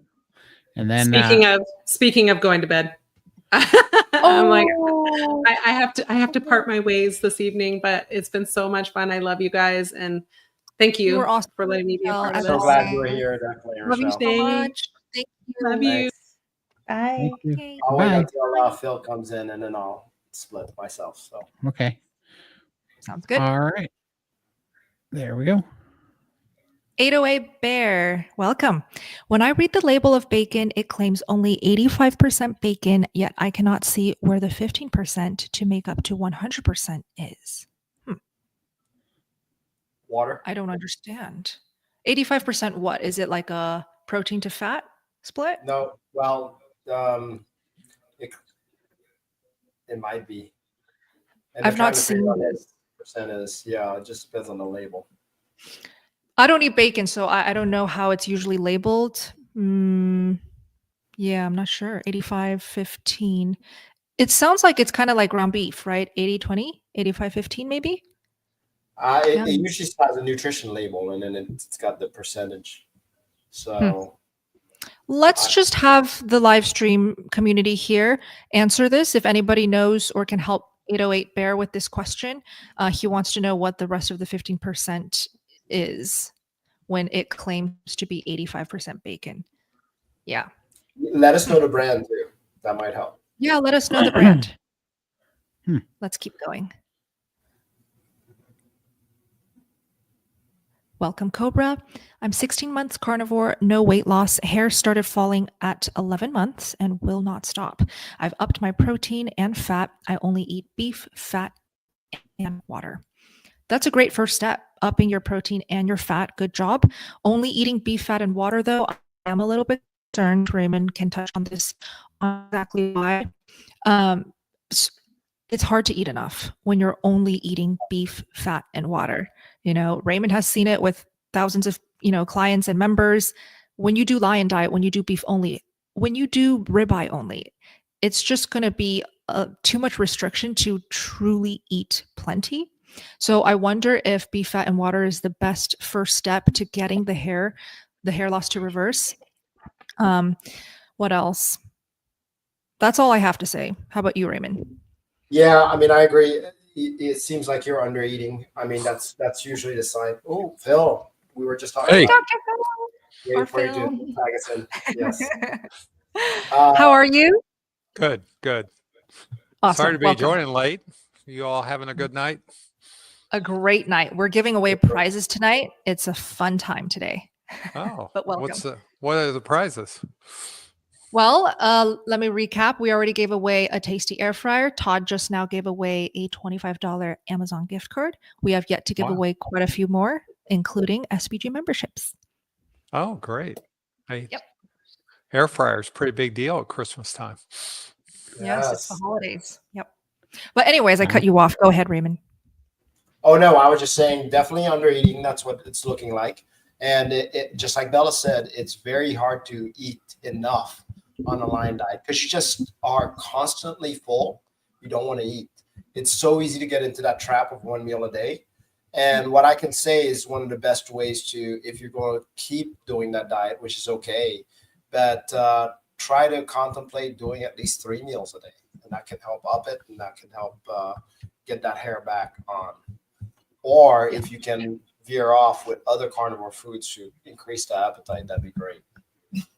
Yeah, good point. Not only should you maybe introduce some more meats, so you're eating plenty, maybe up the frequency that you eat per day. So let's say you're starting at OMADs, 1 meal a day. Try doing 2 meals a day to get the hair growth coming back. Okay, keep us posted. That's awesome. All right, I'll put this up here. It's gonna take a while. I know you're gonna have to be on your game for this one, but they're gonna get tricky. We got you broke in on the short ones. So this one, like, subscribe, and comment. Vegans taste great. All capital letters, please. And then this is gonna be for another $25 Amazon gift card. Wow. So, there you go. okay. All right. No offense to any vegans here. No, I'm gonna be completely honest with you. That was my second guess. I was gonna say vegans smell funny, but I didn't want to. I didn't want to cause any hate. The vegans we're talking about is our beef. Cattle. Exactly. Cattle. Cattle. Yeah. Cattle, lamb. That's the vegans we're talking Good one. Todd, does it have to be all caps or it doesn't matter? It does have to be all caps. I can change it, but I just thought I'd make it simple. All caps. All caps, guys. There we go. Because what happened last time is if I say all lowercase, people don't understand. A lot of times the first letter that comes off their keyboard is capitalized, and then it hoses them. So it's better to make it all capital so that it makes them hit the button. So that it's kind of a dumb thing, but so you know best. It's not hashtag vegan. It's hashtag vegans taste great. So make sure you type it out, okay? Plural, vegans taste great. I want to make sure everybody gets entered correctly. One more time. Great. Yeah, it's definitely slowing down. All right, I'll do better on the next one. No worries. Way growing again. So banned. Yeah. All right. Miriam, welcome. Should one be concerned if one's appetite becomes just naturally OMAD or 2MAD? Does one need to cram in all of your protein needs in those 1 or 2 meals? What if you just can't eat that much? I'll just answer right off the bat. If you just can't eat that much, when you limit it down to OMAD or 2MAD, you have to weigh your priorities here. Do you want to continue, no matter what, to eat 2 meals a day and 1 meal a day, or do you want to prioritize eating enough, maintaining that high metabolism, keeping hormones happy? If you find that you just can't eat enough when you cut down on the meals, I personally would err on the side of let's just eat 3 meals a day to just make sure I'm eating enough. Of course, there's the other aspect where Raymond can touch on. Let's say you're fully nourished or fully primed. Your body is good to go. Feel free to fluctuate, cut down the meals, maybe do some fasts, but only if you're certain that you're fully nourished. Raymond? Right. Totally agree with Bella on this. And to think if you go on OMADs, just because you can't do any more, just do maybe a 5 series of 1 meal a days, and then go back to like a 2MAD or 3MAD refeed. So you're always playing with a certain sequence. We teach this in the Steak and Butter Gang to keep the body guessing. And it's a very handy way to do it. What we want is to make sure we are fully nourished the whole way, though. And the only way to learn that is to be able to listen to your body. So we like to use a priming method to actually be able to do that. And then eventually you get into the fasting portion and you're like pretty sure that you're not malnourished at any point in time because none of it's forced.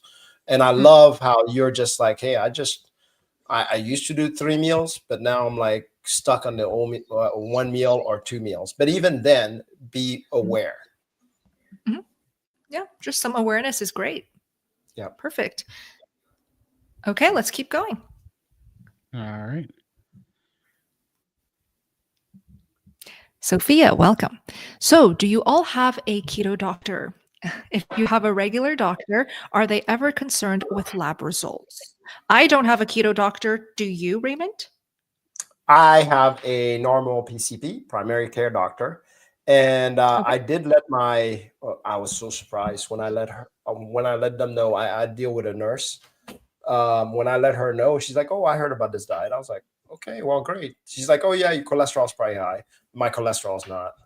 They looked at my numbers. They're like, I mean, it is high. Like it's 216 for total cholesterol. LDL is 160. But to them, that they don't even consider that high for somebody on a keto or carnivore diet.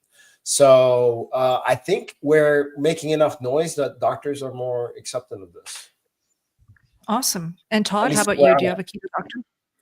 You Yeah. know, I don't, but I kind of did in a way. So I was thinking when I was keto, this reminded me of that when he said keto. When I was keto, I did find a doctor here in Bozeman named Michael Lang, and he actually studied under Jason Fung. And so but the problem is he's only a hormone doctor. So he was the one that prescribed me TRT. And then I ended up getting off TRT when I found out that you can become dependent on it. So so I haven't went back, but I was thinking, seeing as how he can order blood tests, I think I might go back to him when I want to get some blood tests done, because at least he's on board with the keto lifestyle and lower, he understands insulin resistance and the carnivore keto type lifestyle. So I think I probably will do that again, actually.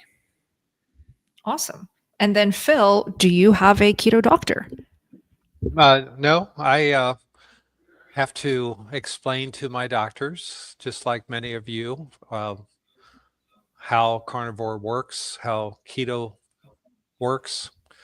They get a little concerned about the high LDL cholesterol, and try to reassure them about that. And most of them they see my commitment now, so they're backing off and not too worried about it. Plus, they saw all the weight I lost and the fact that I've got rid of my metabolic syndrome, and they're very happy because very few people are able to do that. Awesome. Okay. Thank you for the question, Sophia. Let's keep going. All right, real quick, I'm going to pump this up here one more time because this one's going a little slower. At least I know not to make the hashtag so long next time. My dang sense of humor got the best of me. But so if you guys like, subscribe, and put hashtag vegans taste great, all uppercase letters. We are, as soon as we get to 200 entries, which is right here, we're at 133. As soon as we get to 200, we'll draw for a $25 Amazon gift card. So there we go. Awesome. Some people right on. And this guy, he's making me laugh already in this comment. Okay. Hi, yes. After 11 months, I am so hungry every day. Over 500 ribeyes. I am bankrupted financially. Have to get help. Who can help on a strict budget? Man. So, man, I Yeah. just went down. I've been finding this more and more, but I found the primal ribeyes. If you watch the primal ribeyes and the primal strip loin roast, I just found them for $9 a pound on sale, and I bought 4 of them, which are 22 pounds a piece, because I mean, I don't know where you live, but I think that's like the best price I've found around here, but they do have sales on them. And then I go buy those, but also I've been making a lot of so I went and bought it's like an $89 meat grinder. And I just been buying brisket when it's on sale. And then you can make your own fresh ground beef that tastes way better than the store-bought stuff that's pre-ground. And you can grind your own ground beef. And it's like, I mean, $3.49 a pound to $4.20 a pound, Yeah. which is great. How much did the meat grinder cost? It was like $89. Like, it was super cheap. Okay. Oh, okay. Okay. That's pretty good. Yeah. I thought it would be hundreds. Awesome. Yeah. Great tips. Raymond, how do you keep a carnivore diet budget friendly? Yeah. So first of all, on the carnivore diet, for me, the issue was I started going overzealous. I wanted regenerative meats. I wanted only the best cuts. Mhm. I was doing it to myself. And when I realized, dang, and like lately, I've been wanting burger patties. Those are cheap, Mhm. from Costco, and eggs. Eggs are cheap. Yep. But I do get it. I do get my eggs from a farm, so they're a little pricier.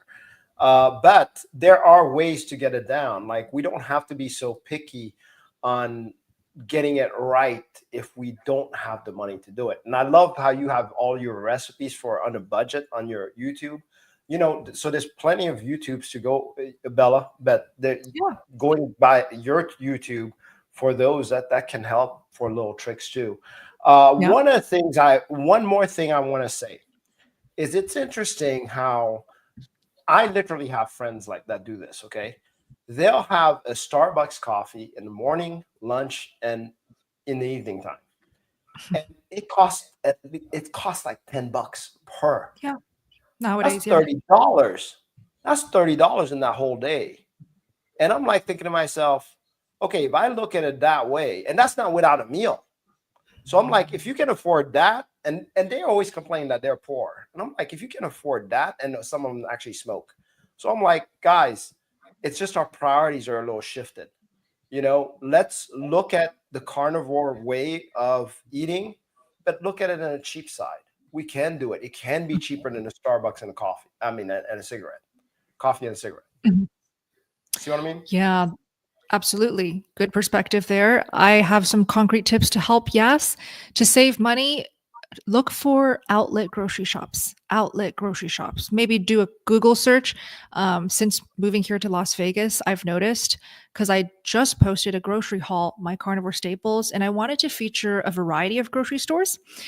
And I noticed that there's a lot of grocery outlet stores where you can find the lowest prices on meat I've ever seen. So look for outlets and butter. Okay. Fat. Pure fat is so cheap that will get you full, like so full. If you really want to utilize like the most nutrient dense filling food at the cheapest price, I would really uh, leverage fat on your diet for now until you can recover from your hurt. Any other tips, Phil, Lindy, at all? Yeah, I Oh, today I bought some pork butt for $1.99 a pound. I mean, I'm going to be making some yeah. pulled pork tomorrow. I mean, I just don't know how you can get cheaper protein than that. So I like to do big cuts of meat, and they last multiple days. I like picante, um, Oh, so good. pork butt, um, pork pork belly, and I'll make very large amounts. You buy bulk, even chuck roast and chuck steaks are very inexpensive. And I find it cheaper to buy your own ground beef and make your own hamburgers and not pay for the preformed hamburger patties whenever you can. Nice. So there's a lot of things you can do to keep it on a budget. So, and I Yes. post how I make things on the Steak and Butter Gang site all the time. It looks like a lot of people try them. And, there's certain things that are a treat once in a while. Like right now, Costco has been running a sale on New York strip steaks.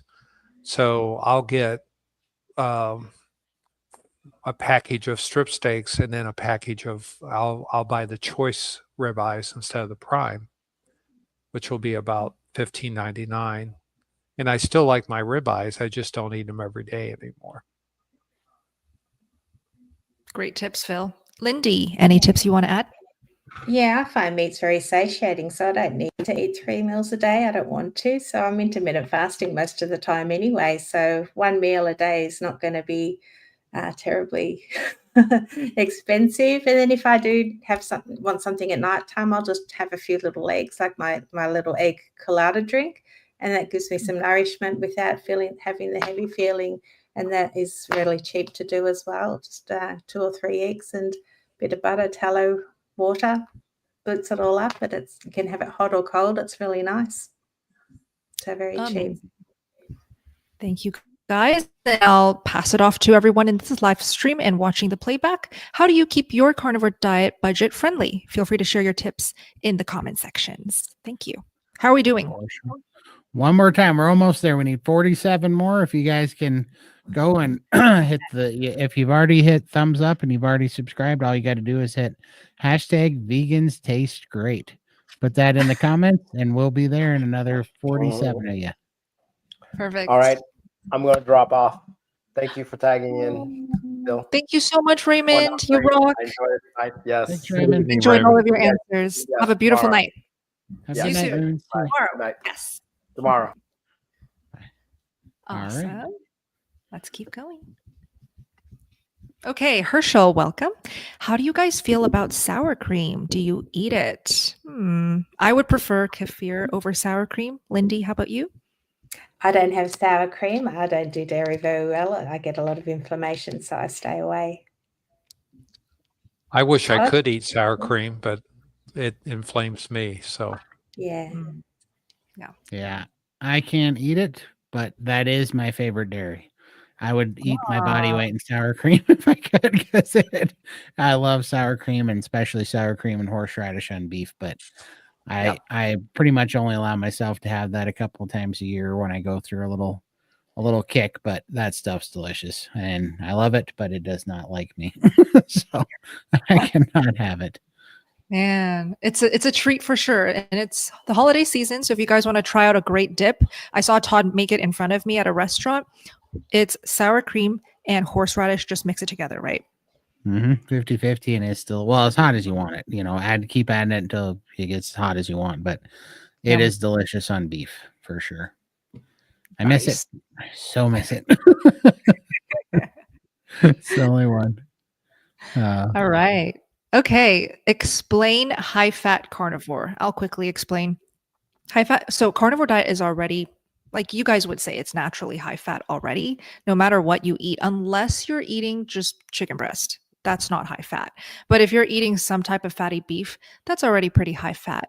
But I would say if you specifically state that, oh, I'm high fat carnivore rather than just carnivore, you're probably eating extra fat alongside your fatty meat meals. I'm not going to go into details because I personally don't like to talk about exactly how much to measure, grams, macros. We touched on it in the beginning of this live stream, so watch the beginning part. But high fat is just adding extra fat to your already meaty, fatty meals. Perfect. Great. John, welcome. Okay, so I take metformin and Trulicity plus other meds. Doctor dropped metformin in half, but changed nothing else. I have been ever since September and lost 40 pounds, but I have diarrhea the whole time. Phil, do you have any thoughts on this? you know, I'm glad to hear that your metformin's been cut. I'm not sure what is giving you diarrhea all the time. It could be the fat. You may need to decrease it a little bit, but I guess I wonder what the plan is on Trulicity, how long they're planning to be on that. I would hope not very long. We can circle back to you, John, if you can give us some more details. Taylor, welcome. I went carnivore for a month and felt great. Then on week 4, I felt like I had really low blood sugar for days, very faint, fatigued, had to add back carbs for days. Any thoughts? Todd, you want to tackle this? Yeah, for sure. I went through that a lot with my mom. And my mom, hypoglycemic, and I don't know if you can heal from that or not. She hasn't had problems with it lately on carnivore, but she was for forever, and she would always fix that with juice. You know, that was always her go-to, was like go get a orange juice or whatever out of the fridge. And then when we started doing keto and then carnivore, I think I actually watched Dr. Berg video because this is when we were keto. But what got her through it was we just substituted cheese for the juice. And so she would have a cheese stick, and it would take longer, but her blood sugar would come back up. And sure enough, after about 3 weeks of doing that, and her becoming more fat adapt and her blood seemingly regulating, I guess, by ketones is what I think Dr. Berg said. She just hasn't had a problem with it since, and now she's able to regulate low blood sugar with just a cheese stick now. So that's what she does. And there are some carbs in cheese, so that kind of makes sense. So you're still eating a little bit of carbs, but it's animal-based carbs. So maybe you can also leverage other types of dairy, yogurt, milk could maybe even help you, Taylor. Yeah, dairy is good. Let's keep going. Alrighty, let's see. I'm going to show this one more time. We're so close. 39 more. 39 more and we're there. So hashtag vegans taste great. And then we'll draw for a $25 Amazon gift card. All right. Amazing. Lisa, welcome. What is the name of Richelle's YouTube channel? It is called Real Life Carnivore, all one word. So if you search that Real Life Carnivore, you should be able to find Richelle's channel. It's also linked below in the description box under my video, this live stream. Absolutely. Yep. Hi, Angela. She says, I'm type 2 and doing carnivore for 2 months, but still need something to control sugar. Which of two evils, one pick or insulin long term? Okay, so it's typed out, but we heard from Todd that it's best to say one pick. So Phil, if you don't mind tackling this one. Yeah, I would really avoid the GLP-1 inhibitors, Trulicity, Ozempic, all of these drugs cause a lot of potential problems with gastric emptying and other long-term issues. If you look at the warnings on these drugs, they're quite lengthy, and there are people that have had life-threatening issues from them. The problem with long-term insulin is that it's going to be a little harder to get off of it. So with type 2 diabetes, most type 2 diabetics can get their blood sugars normalized by tackling their insulin resistance through some very aggressive feasting and fasting. Blood sugar, insulin is released every time you eat. And if you can cut down your meals and do some prolonged fasting, you can improve your ketosis and move your body into fat adaptation and ultimately start cutting down on the blood sugars. And most people will have euglycemia, which means normal blood sugars, by doing that. And I'm not surprised it's taking 2 months and you're not moving it, but I would like to know what your blood sugars are. So if you want to post that, Angela, tonight, maybe we can circle back to you. Right. But I would hold off as long as you can. But by 4 months, if you do 2 months, I would really encourage you, if you're not a member at Steak and Butter Gang, to join the 30-day challenge and do level 1 and level 2. And level 2 is great for breaking metabolic syndrome, insulin resistance, and type 2 diabetes. And it's a really structured program. We can offer you a lot of help there. Fantastic. Thank you, Phil. Let's keep going. All right. Oh, I think we already did this. Oh, shoot. All right. Hi, Nancy. Are there any folks in the SBG who have Alzheimer's or cognitive impairment? Anyone in the gang improve these conditions? We actually have a member who has a spouse that has cognitive decline, that they've been feeding their spouse carnivore and they've seen improvement. But we don't have any active members that I know of. But I think all of us intuitively see that we have less brain fog, less memory decline on carnivore than we do on standard American diet. And that's probably one of the biggest benefits of it. And when you think about the inflammation that we get from eating the standard American diet, it would make sense that we would slow progression to Alzheimer's and cognitive impairment eating a high-fat carnivore diet, because we're providing the proper nutrients for the brain, which is mainly fat and protein, and we're reducing inflammation. So not getting enough of the essential fats and having inflammation in your brain are two risk factors for Alzheimer's. And a lot of people think that, oh, it's genetic, it's in my family, and I'm going to get it. And that's really not true. You may have a genetic predisposition, but you don't have a genetic determination that it's going to definitely happen. So you want to do everything you can, walking, low inflammatory diet, and high-fat carnivore fits all the criteria for that. So I actually remembered one of the names, Alan. Do you guys remember Alan when he was very active with us? Yeah, Alan Bennett. I think he's like 85. He has cerebral palsy. Okay. And just seeing him come to the meetings, be so active, he would always be so happy and chime in the chat, unmute, share his updates. We saw improvement and we saw him, taking advantage of the community. So he had cerebral palsy. We also had another member with that as well. And we saw his improvement with talking. When he first joined us, he couldn't say a full sentence without pausing and stuttering. And over time, he actually was able to say full sentences. Yeah. So those are two members that I definitely know for sure. I think there's an echo. Is it just me? Yeah, There I can is a hear it. small echo. I don't know where Yeah. it's coming from, though. Okay. Let me just try something real quick. Okay.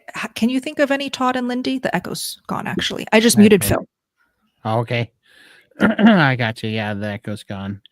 I mean, my mom's got dementia, and it's gotten a lot better. I don't know if that's under the same I don't know if that's under the same scope of Alzheimer's or not, but she's got dementia, and that's gotten a lot better for sure. So That's great. Yeah. Yep. Well, keep us posted, Nancy. All right, I'm going to give a little update. We're so close. Just 28 more. So We're learning from this one, Todd. we are. Get us to 180, and we'll draw this one. And because of that, I feel bad. I'll make it a shorter hashtag next time. Then we'll do another $25 Amazon gift card. But Perfect. So hashtag vegans taste great in the comments. All right. Nice. Right. Let's see here. Where was I? Oh, here we go. All right, Cobra, how do I get one-on-one coaching? Many options here. You can email me, sbgchallenge@gmail.com, and we'll type it in the live chat again. If you just email me, what are you struggling with? What are your goals? What is it that you need help with when it comes to looking for a coach to help you? Then I can match you with the best coach in the Steak and Butter Gang team. And if you have any requests for specific coaches that you'd like to be paired with, feel free to request that as well. Perfect. Jeff, welcome. What effects does alcohol consumption have on the carnivore diet? Great question. I don't drink alcohol. I wouldn't know. Todd, do you know? I don't, but I think it would depend on what kind of alcohol, but pretty much all of them it's going to be just like eating a carb, I would think. And then especially if it's a high carb, because I hear that I haven't really heard this on carnivore. I've heard it on keto that some of the people do, I think it's like vodka or something, because it's like the lowest carb alcohol or something. But I don't know. I don't drink, but it is funny because this came up before today. Actually, this is the second time I've been asked that today. And my gut feeling is it's going to be just like when I was keto and I was still messing around with the carbs thing, trying to keep the carbs low. And I never got free from the carb addiction. I didn't get free from it until I dropped it and replaced it. That's my gut feeling, but I don't know for sure because I've never drank. Yeah. Phil, any thoughts? I just want to warn people that when you're carnivore, alcohol is more potent for people. And so people may feel after one drink like they felt after 3 drinks before. So it's kind of an interesting phenomenon. But carnivore is not really alcohol friendly, but I do agree that the main enemy is the higher carbohydrate type of things. But alcohol metabolism is not a good thing for you for many ways. Even though the French would argue with me and say a glass of wine is great every day, a lot of people have challenges trying to do carnivore and consuming alcohol at the same time. Yeah. Well, I do see a lot of recommendations and information from the community in the live chat. So check out the live chat. If you're watching the playback, share what works for you if you like to enjoy alcohol. All right. Close enough. We're drawing this body. Let's do it. We'll go Thank on to you, a guys. shorter word. Here we go. Oh, let me get this off the screen. Hold on. Where did that go? I got There you. Okay. All right. Here we go for a $25 Amazon gift card.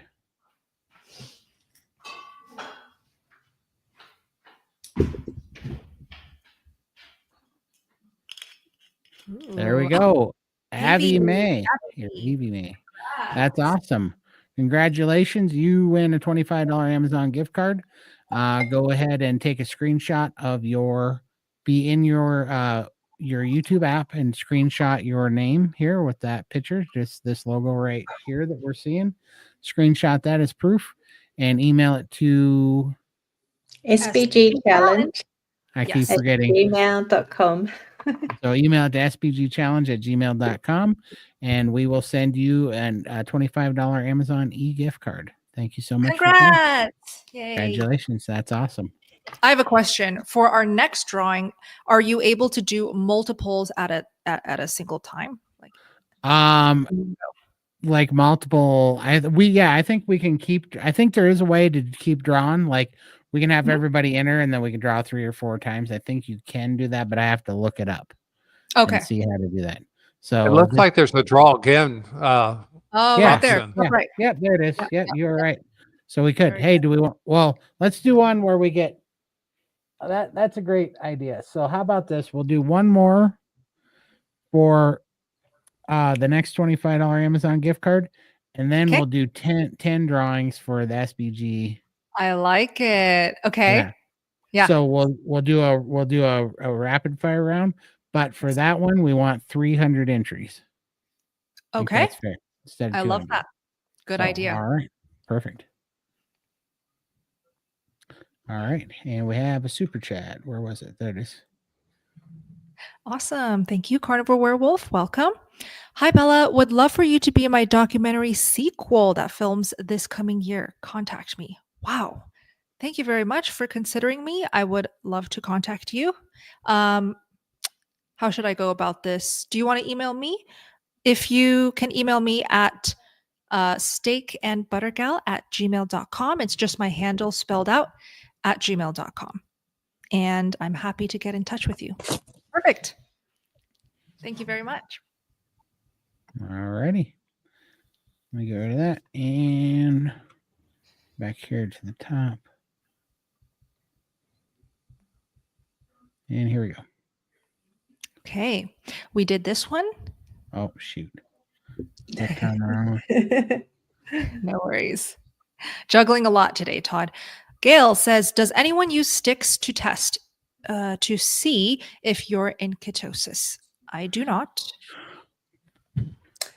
I did used to have a finger prick tester, but I couldn't get enough blood in my fingers and I gave up. I just thought I'm one of those people that doesn't really test high. A lot of people say they have really high numbers and I could never do that. I always had really low numbers and it would upset me. So I stopped doing it. I don't bother testing anymore. For sure. Yeah, I don't do it anymore either. When I was keto, I peed on about 5,000 of those strips and I spent about $80,000 on those finger strip testing stupid things. And it kept telling me that I was barely rapidly in ketosis. And it Yeah. said that forever. So I got mad and I was like, these things are stupid. And then my mom would cheat all the time, and she would go take one of those things and it would say she's like dark purple on the furthest, she was so in ketosis. I'm like, these things don't mean nothing. So, Aw. so I stayed off them. But then I redid it a little bit one time on carnivore, and basically I correlated it with the fact, and these little breathe-in things, I correlated to the fact where now I pretty much know exactly when I'm deep in ketosis by how I feel and kind of how my breath tastes, actually, because the ketone breath. But Yeah. so I don't use them at all anymore. Do you, Phil? I did it short term when I had my metabolic syndrome. I wanted to make sure I was getting ketotic and my blood sugars were normal. So I did it before and after a fast, 72-hour fast. And I was in fantastic ketosis. My blood sugar was like 60. So I felt like success. Nice. And that's the last time I tested. So that was over a year ago. And to everyone here, do you test your whether or not you're in ketosis with sticks or with the finger things? Feel free to answer that in the live chat or in the comments. All There we right. go. And we have a new word. Ooh, okay. This Tebow. one's shorter. Yeah, so just make sure that you're subscribed to the channels, that you give it a thumbs up, and it's hashtag T-Bone, just like it appears here with the dash, T-bone, and put that in the comments. And you guys, Let me this say is a gonna few be words for, here. Yeah, yeah. T-Bone, make sure it's all caps for those who just joined the live stream. And this is if you want to enter to win prizes, okay? And what's the prize for this specific one? $25 Amazon gift card. Fantastic. And also, I saw a member put in the live chat to only enter it once. For those who do it like spamming 10, 20 times, you don't need to do 10, 20 times. Just type it one time and you'll be entered. Typing it 10 times is not going to give you the 10 entries, unfortunately. Yeah. Correct. Yeah, the only thing that gets you extra entries is if you go to each channel and subscribe. That gets you one extra entry per subscribe. Like if you're subscribed on all 4 channels here or 3 channels here now, because Phil doesn't have one. But if you're subscribed on the other 3 channels, you'll get 3 entries as soon as you make a comment on one. So that is how that works. All right. Here we go. Awesome. Now let me make sure. All right. Go back up here. Nice. Good job, guys. Okay, Easy K, welcome. Any suggestion with WPI supplement use? I'm not sure what that is. Do you know, Phil?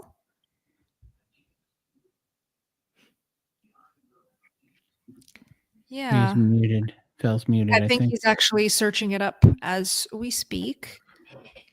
So I think it stands for whey protein isolate, but I'm not sure. Yeah, that's what it is. Whey protein isolate. So that's protein powder. Protein powder. Mm-hmm. Yeah. I don't do any protein powders. Yeah, same. I don't think any of us do. Yeah. No. Only time I've heard that those are handy is if you have like a gastric bypass and you're having a hard time getting protein in, or somebody even said it once for gastroparesis. I don't know if that's true or not, but the other one was there's for the not, it wasn't protein, it was the peptides, the collagen peptides for hair, I guess, hair and nails or something. For hair. Yeah, those are the only time I've heard of anybody doing it. Yeah. Real animal foods is better than protein powders. If you can digest it, if you can eat it, if you can't, like you're recovering or you struggle with eating enough, then that can come in handy. But typically you want to start with meat, real animal foods, whole foods that are animal sourced before reaching for supplements and processed things. For sure. Great. All righty. Beach Bum, welcome. Can using a cast iron skillet to cook my steaks give my body too much iron? Yeah, I see this a lot in my comment section. And I've always wondered, is that really an issue these days? Like, there's always something with cookware. I get the Teflon, I get the plastic, I get do glass bottles, I get don't do plastic straws, but with this one, it's a bit extreme to me. But Phil, do you want to tackle it? I don't know the answer to that, but think about iron is a naturally occurring ferrous metal, and it's something that our body is used to. And I've never seen any warnings on cast iron skillets. In fact, I've only seen that they're the most beneficial ones to use because they're very clean. They don't have any man-made chemicals in them. So I use my cast iron skillets all the time. I like to braise my meat on the stove, on the range top, and then throw it in the oven and slow cook it with a meat thermometer in the cast iron skillet. And I make pot roasts also that way, where I will sear a chuck roast, put about a cup and a half of water in it, and then put it in the oven. It makes a nice beef stew with a really great au jus sauce. So I'm a big fan of cast iron. I think it's one of the safest things. Stainless steel would be the second best. Yeah, agreed. Avoid aluminum and Teflon and anything that's going to shed forever chemicals. I heard if you season it, they're okay, but I don't know. I don't know the science. Well, I don't know. I'm an electrician by trade, and I think you're more likely to get, we get exposed to so many metals, right? And electricians sometimes get metal toxicity from handling copper wire and steel and iron. But it just absorbs through the skin. I think that you're highly more likely to run into exposure to metal all the time from not just cooking in a skillet. I don't think there's any elevated risk there just from cooking a steak in it. I really don't. Yeah. Look at this one. Yeah, I saw there's some redheads. Yeah, Go ahead. There's some myths. There's some myths too that cast iron skillets contain contaminants like cadmium and lead, and that's not true. They're just made out of iron, and iron is a naturally occurring element. So yeah. I learned a lot from you guys in the live chat as well. So thanks for always chiming in. That's okay, awesome. let's keep going. yeah, hemochromatosis is an issue with taking supplemental iron. Yeah. And I've treated a lot of people with hereditary hemochromatosis. I've never told them not to use a cast iron skillet because it's just shouldn't be that absorbed. Okay. Am I right? This is next from Elspeth? Yep. Okay.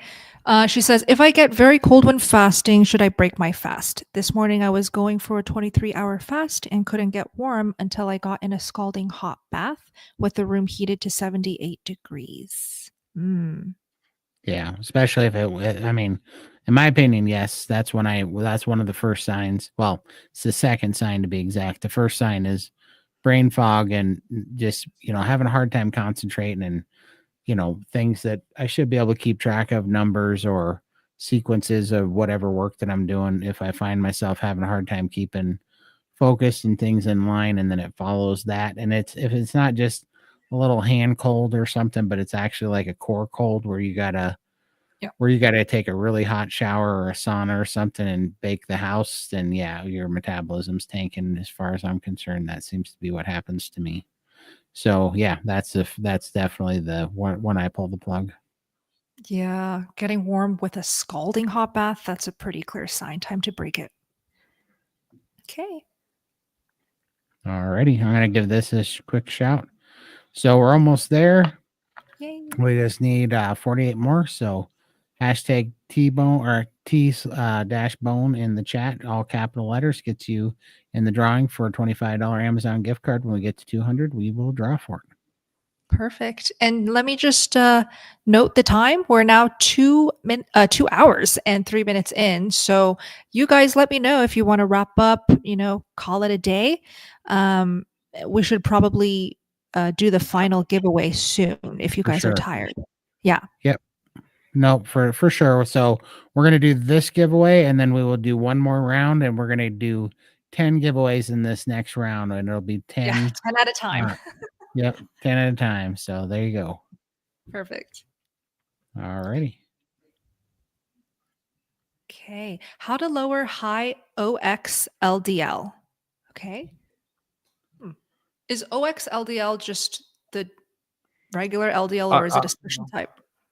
That's the low density, the small molecule oxidized LDL, which is the one that is most atherogenic. And really, most people on carnivore actually end up improving their large particle LDL more than their small particle LDL.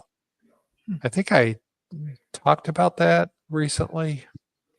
Was that the interview I did with you? Did I talk about that? You touched on it. Yeah.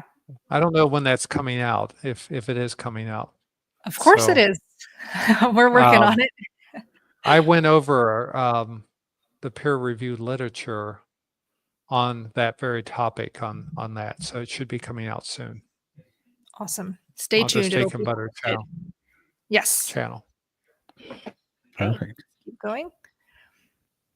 Paulina, welcome. I've been on the carnivore diet for about 2 months. My sciatica pain is gone. However, my left foot swells throughout the day.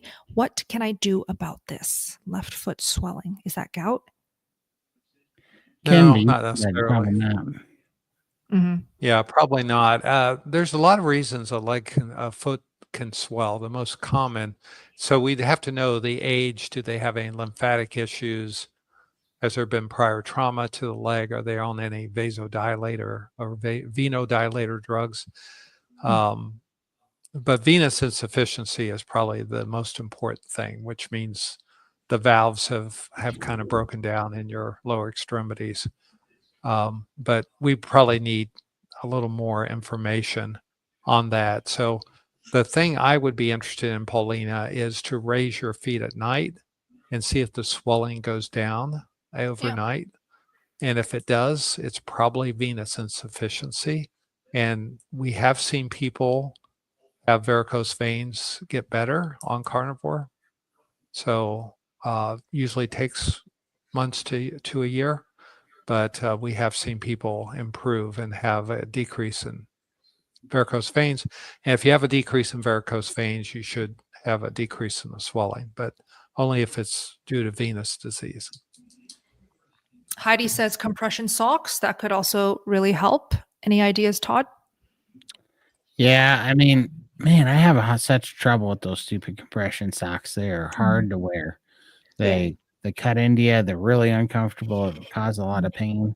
I 100% agree. For me, the Wim Hof breathing, the shake plate, the rebounder, doing the calf pumps on the rebounder, but absolutely getting your feet up above your heart at night when you sleep is a recipe, for relief as far as I'm concerned. My right leg looks like a normal person's right leg now. That's incredible. I cannot tell you. I did not think that the legs are going to come back, and they really did. And so, I mean, my right leg now from that routine is now, I mean, it's like 11 inches in diameter smaller. So it's crazy. Wow. It's really crazy.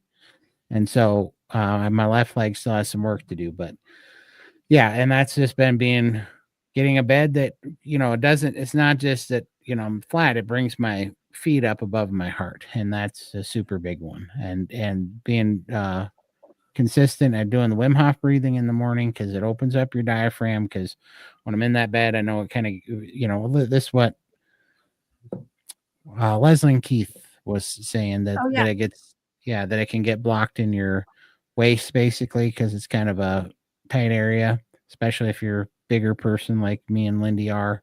That's a point of contention to doing the Wim Hof breather, moves your diaphragm, gets things flowing. Then I go hit the shake plate and I do the legs first, and then I do it on my arms to open up the lymphatic ducts or whatever they call them.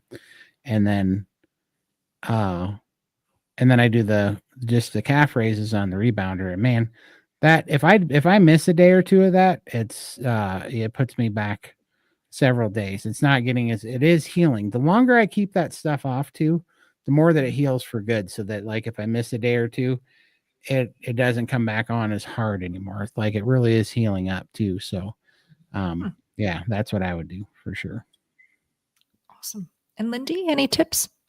Yeah, I'm definitely the same with compression stockings. I can't wear them at all, but the vibration plate and the rebounder do help me.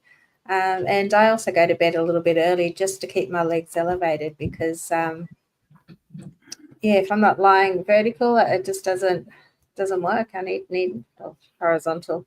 I need to lie down and keep my feet elevated, and that in the morning my feet are fine. But I find it weird how it is our left side, because Todd's left side, and I think Michael as well. It's always the left side that's a little bit bigger.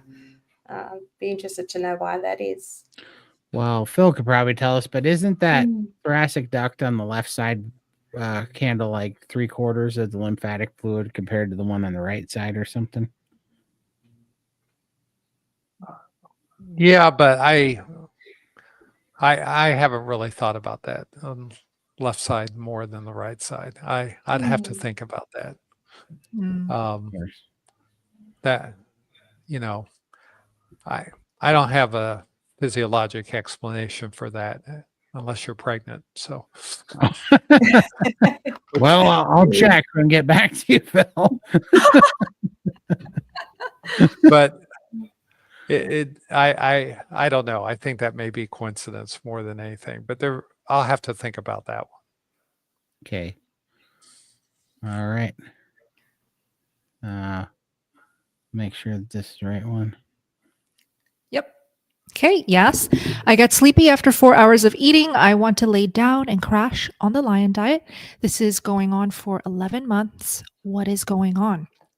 If I ate for 4 hours straight, I'd be sleepy too. I don't know if that's what you meant though. But I'd be pretty tired after eating for 4 hours too. What else could it mean? I get sleepy after 4. Oh, so like 4 hours after eating. Yeah, I think so. Okay. I think, yeah, maybe healing. When I was going through priming, I would eat and then I would get tired and then I would sleep really well for many hours and I'd wake up and I would see swelling and inflammation and lymphatic fluid gone from my legs. And that's when I was really healing. That makes me wonder because for after 4 hours, if that's what it is. Yeah, that. And I wonder when you're eating that meal. So if you're eating more towards the evening, your body's already about to wind down for a night's rest. If you're eating breakfast, let's say he or she's eating at 10 a.m. and then at 2 p.m., that's when they have the crash. Maybe split your meal into multiple meals rather than stuffing yourself in just one meal. Because we hear that as well. Long fast, breaking it, and you're eating and then you just feel so tired and sleepy. So I just wonder about those things. Any ideas, Lindy? Sorry, I was reading comments, but no worries. Yeah, I'll skip this. Don't worry about it. Thank you. I'll ask Phil. Do you have any thoughts? I guess I'd want to know how they're sleeping at night, and having daytime sleepiness is usually the one thing you always worry about is there any possibility you have sleep apnea that could be causing a problem? And I'd want to know how long you're sleeping during the night because I tend to sleep better on carnivore, but to every day be sleepy 4 hours after eating, I'd really want to know, yes, if you're actually getting a good night's sleep overnight.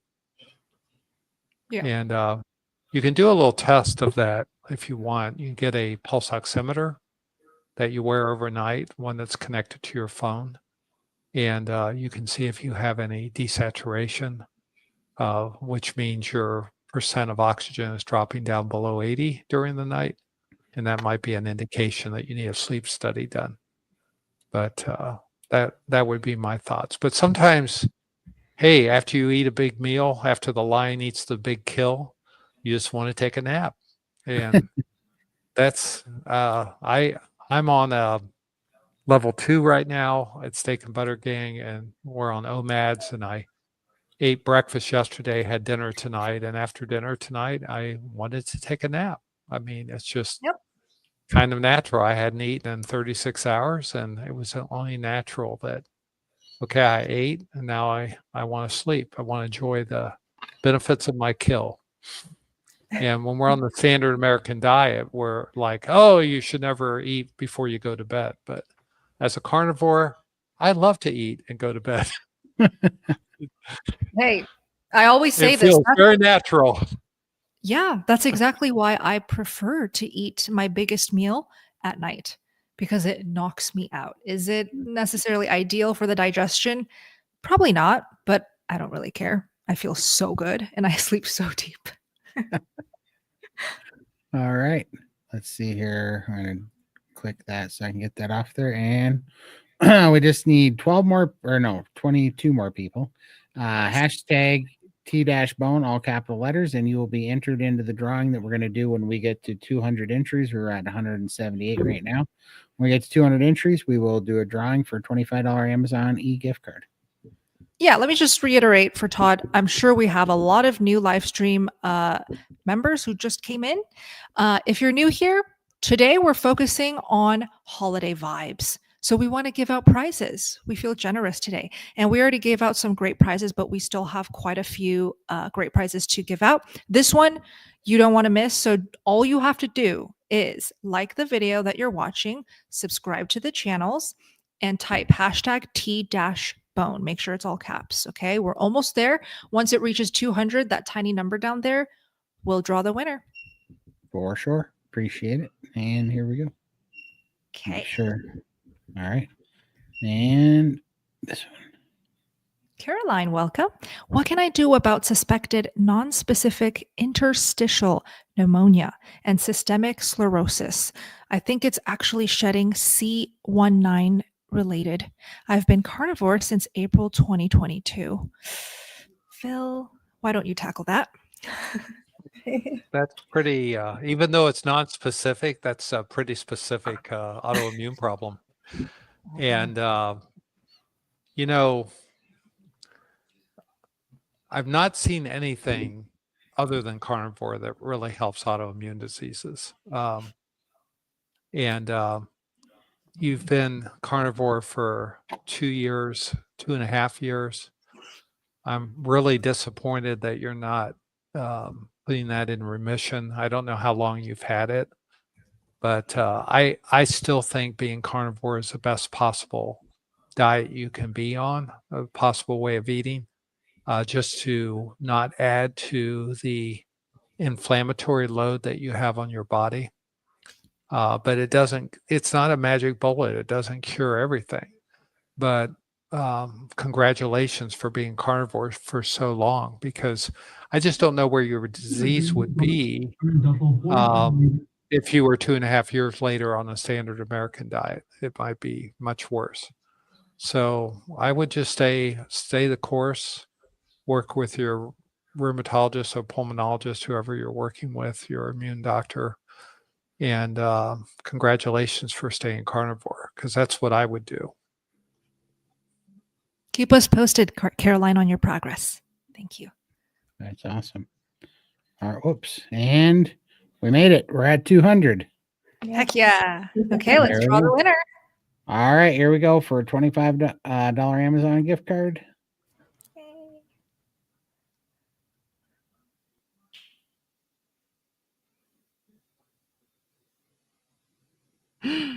Kitchen Witch 1885. Congratulations. That's Yay. awesome.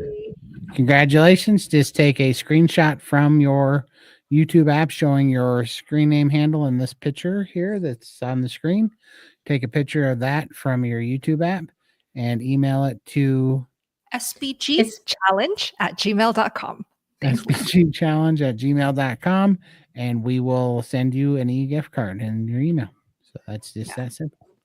I'm Awesome. actually going to put that email under the description of the live so that it is there. Okay. While I do that, you can get the next question. Yep. Okay, so this one says from Urkia, welcome. Prego A1C is 6.0, and doc said they want to put me on insulin. Can I stay on protein for the rest of my second trimester until third trimester to not be on insulin? Phil? Yeah. So obviously you're pregnant and you have what we call gestational diabetes. I don't know if you had diabetes before your pregnancy, so I assume that you're probably a gestational diabetic, meaning the diabetes of pregnancy. Insulin is the recommended treatment during the pregnancy to prevent complications with the fetus. Hyperglycemia can cause a smaller brain development, can cause lower weight infants, can cause lower amounts of amniotic fluid, and insulin is the standard treatment during the second and third trimester when you have gestational diabetes. But as soon as you're no longer pregnant, you should be able to get off the insulin and get your blood sugar normalized. You are at statistically a higher risk of type 2 diabetes after having gestational diabetes.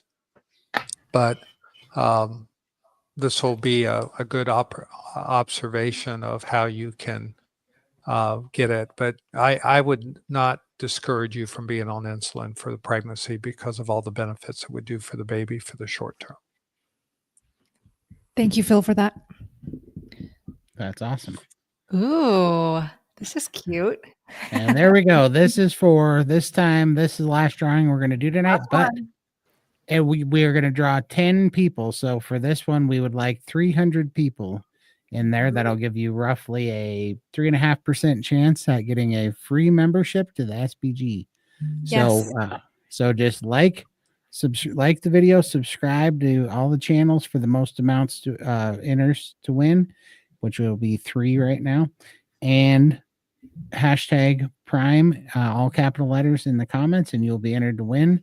And for this one, we're going to draw 10 drawings and see who wins the 10 free memberships to the SBG game. I'd love to chime in. So this one's going up fast. Maybe we should make it 400. Maybe not. All right. No, let's do 300, 400 is a stretch, but I think we can get to 300 it is.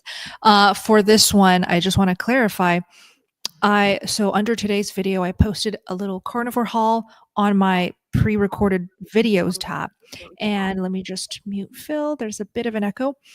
Under that video, I will occasionally during like holidays or times of need throughout the year, I'll open up the Steak and Butter Gang forum to anyone and everyone who wants to join for support. This is different, tonight's prize. This includes our 30-day challenge. So you'll have all of the Zoom calls, you'll have all of the events, the exclusive things that we do, the giveaways. You'll be able to work directly with Raymond, Todd, Lindy, Phil. They're all in there active. And you also can stay up to date with in-person meetups, conventions that we'll be at. So it's a great way to stay connected and get maximum support. So if you think you'll need this, just do hashtag all caps. Make sure it's all caps. Hashtag Prime. Okay. Good luck. Yay. Anita, is carnivore diet safe for diverticulitis patients? Raymond should have been here to answer this, but anyone want to take it? I don't even know what I don't even know what that is. Yeah. Well, what diverticulitis? So diverticulitis is a complication of diverticulosis. Diverticulosis is a issue with your colon where you get little pouches, little herniations of the lining of the colon causes little pouches, and food can get trapped in it. And when it gets inflamed and infected, we call that diverticulitis, which is painful and can be a problem. Carnivore diet is absolutely safe for people with diverticulitis and diverticulosis, as long as you're in a phase where you can eat. Sometimes diverticulitis causes obstructions, at which time you would be in the hospital with a tube down your nose and not eating anything. So obviously you can't eat carnivore food during that time. But if you're up and walking around and taking antibiotics, normally they put you on metronidazole to treat diverticulitis, which is an antibiotic, but you can certainly eat carnivore while you're being treated for diverticulitis, as long as you're allowed to eat food, period. Nice. Wow. Okay. Hopefully that answers your question, Anita. Sherry, welcome. My gallbladder was barely functioning 16 years ago. I never had it removed, and even 2 weeks into high-fat carnivore, it does not hurt. Can carnivore improve gallbladder function? Can carnivore improve gallbladder function? Absolutely. Now, people with sick gallbladders sometimes have to eat more frequent, lower fat meals and increase it. But over time, a sick gallbladder is a sign that your gallbladder hasn't been challenged with enough fat. And so every time you eat a fatty meal, there's a hormone, cholecystokinin, that gets released as a trigger, and it causes the gallbladder to contract, which then empties the gallbladder. And that's the normal function. And the problem is so many Americans have been on very low fat diets. And so their gallbladders sit there and they get basically slush in their gallbladder. It's thickening and gets ill and gets stones in it. So keeping the eating, when you're first starting out, if you have gallbladder disease, I usually recommend people eat 4 or 5 meals a day and keep the fat low and increase it slowly and see what you can tolerate.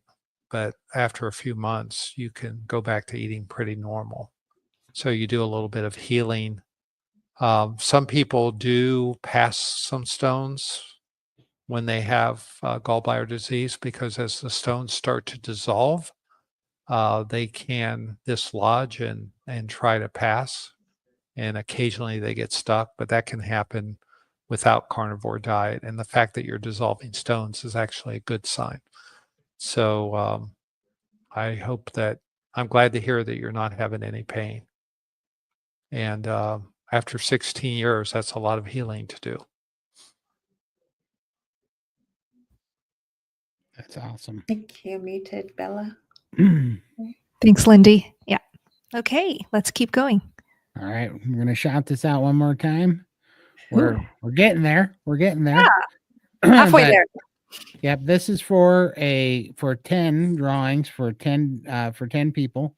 We're going to be drawing for SBG membership and the Steak and Butter Gang.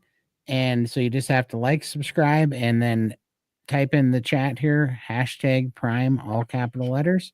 And when we get to 300, we will give away 10 of those memberships. Yes. Yeah, I see at Joe M. He put it at lowercase, so he needs to re-enter it as uppercase. Please. That's important. All right. Great. So Calm. Best resource to find a carnivore educated / accepting doctor. The website is called Low Carb. Let me just double check here. There is a website. Low Carb Doctor Finder. Diet Doctor. Okay, Diet Doctor. Just search on Google, Diet Doctor, find a doctor near you, or Low Carb Doctor Finder. And that website, you can find keto doctors or low carb doctors near you. The other resource is if you have friends in the area that are low carb or carnivore, certainly ask your friends in the area to see if they have a doctor that they like. That's awesome. I have a dentist that she has so many carnivore patients now. It's pretty amazing. She said more and more every month are Oh. coming in. That's awesome. That's awesome. Nice. Debbie, hello. How can I get over meat aversion? I have been doing carnivore since June 2nd and down 40 pounds. Congrats. It is hard for me to eat meat some days. Eggs, seafood, pork rind chips to give you that crunchiness. Lindy, what do you do when you have meat aversion? Yeah, just change the way I cook my meat. Sometimes I just have steak all the time, and then I get really thick of that, so I have to slow cook it. Or doing the eggs. I do like salmon, a bit of salmon, so I might throw that in once a week just to fix that. But if I just don't want to eat meat, I'll just fast a little bit until I'm hungry enough that I'm going to want to eat meat again. So that's also another fail sale for me. Awesome. Great tips. Let's keep going. Carol says, is there really an oxalate dumping illness when starting carnivore? Thank you. So I personally did have oxalate dumping myself. Vegan for 6 years. When I went carnivore, I started getting crystals coming out of my skin. I didn't know that it was oxalate dumping until I started looking at Sally Norton's info, videos, interviews. She has a book called Toxic Superfoods, if you want to read it. And other symptoms include cloudy urine, worsening of your autoimmune or skin conditions before it gets better. So I believe in it. It's very real. And there are a lot of testimonials, real carnivores sharing their experiences with oxalate dumping as well. Stephen, I've been on Humira for a couple of years. I've been slowly cutting back on it from 2 times a month to 1. Any thoughts? I'm thinking of just stopping completely. Phil, do you know what Humira is? Yeah, it's Humira is probably an arthritic, an anti-inflammatory or an autoimmune disease. I'll have to look it up real quick. I haven't practiced for so long. Oh yeah, no worries. Yeah, we can circle back. Yeah, that's an immune mediator. Yeah, you really need to work with your doctor when cutting back on these monoclonal antibody drugs. These are biologic drugs, and they're in the purview of the specialists that prescribe these, and they're going to be, so whoever's prescribing this should be totally qualified to give you a good schedule to continue getting off of it. But if you've already cut it down, that's great. But I do it with a consultation with your doctor. Okay. Great. Perfect. Okay, we did this already. Ian, is it normal to have low blood sugar? I started carnivore December 1st. Noticed in the morning my sugar is low. It was 59. Phil? Yeah, this is one of the dangers of checking your blood sugar. If you're not diabetic and you're not on any diabetic meds, I really don't recommend you even checking your blood sugar. I that short period that I checked it for 1 month, I was amazed how many times my blood sugar was lower than that, down in the mid 50s, and I was totally asymptomatic. And when you're not eating carbs and you're fat adapted, that's kind of normal. Yeah. And that's like a good baseline. So I would be happy with that, as long as you're not on diabetic meds. But if you're on diabetic meds, that could be life-threatening. But if you're not on diabetic meds, it's actually a good thing. Perfect. C says, is fresh sauerkraut with meals helpful? Anyone here eat that? I don't. No, I had kimchi a couple of times when I was coming off of a long fast, because I was having, at first when I was doing fast over 5 days, I was getting constipated after I would come off the fast because I guess I didn't have the right stomach acid or something. And somebody said to try fermented foods to break back in. So I used kimchi a few times, and that definitely helped. But other than that, I don't know what you'd use it for. I have tried it a couple of times. Oh, Go, good. Dr. Phil. Yeah. No, that's okay. Yeah, I tried it a few times when Dr. Shawn O'Mara mentions it, and she says only to have like a teaspoon with your meat, but I don't want a teaspoon. I want a lot more. So to me, it's just one of those things that I could probably get addicted to, or it just caused me to want to eat more. So I don't do it anymore. Yeah. Yeah, my attitude is Dr. Shawn O'Mara is obviously a big fan of fermented vegetables to use to, he feels it helps your biome. But I think the practical thing is, if that keeps you carnivore, then go for it. Because sometimes people do like a little variety, and a fermented food is going to be much healthier for you than having a big green salad with salad dressing on it. That's right. Yeah, I actually have a question for everyone here. Has anyone tried the O'Mara protocol, which is eating carnivore plus fermented fruits and fermented vegetables? I'm actually very curious on how it went with you. If you're watching the playback, put it in the comments. If you're in the live right now, share your experiences. Very curious. All right, I was gonna show this one more time. Ooh, I think it's going a little slow, so we might. All right, we're gonna call an audible here. We'll do it at 200 exactly. So one more time, we are giving away 10 free subscriptions to 10 lucky people to SBG challenge, the Steak and Butter Gang challenge.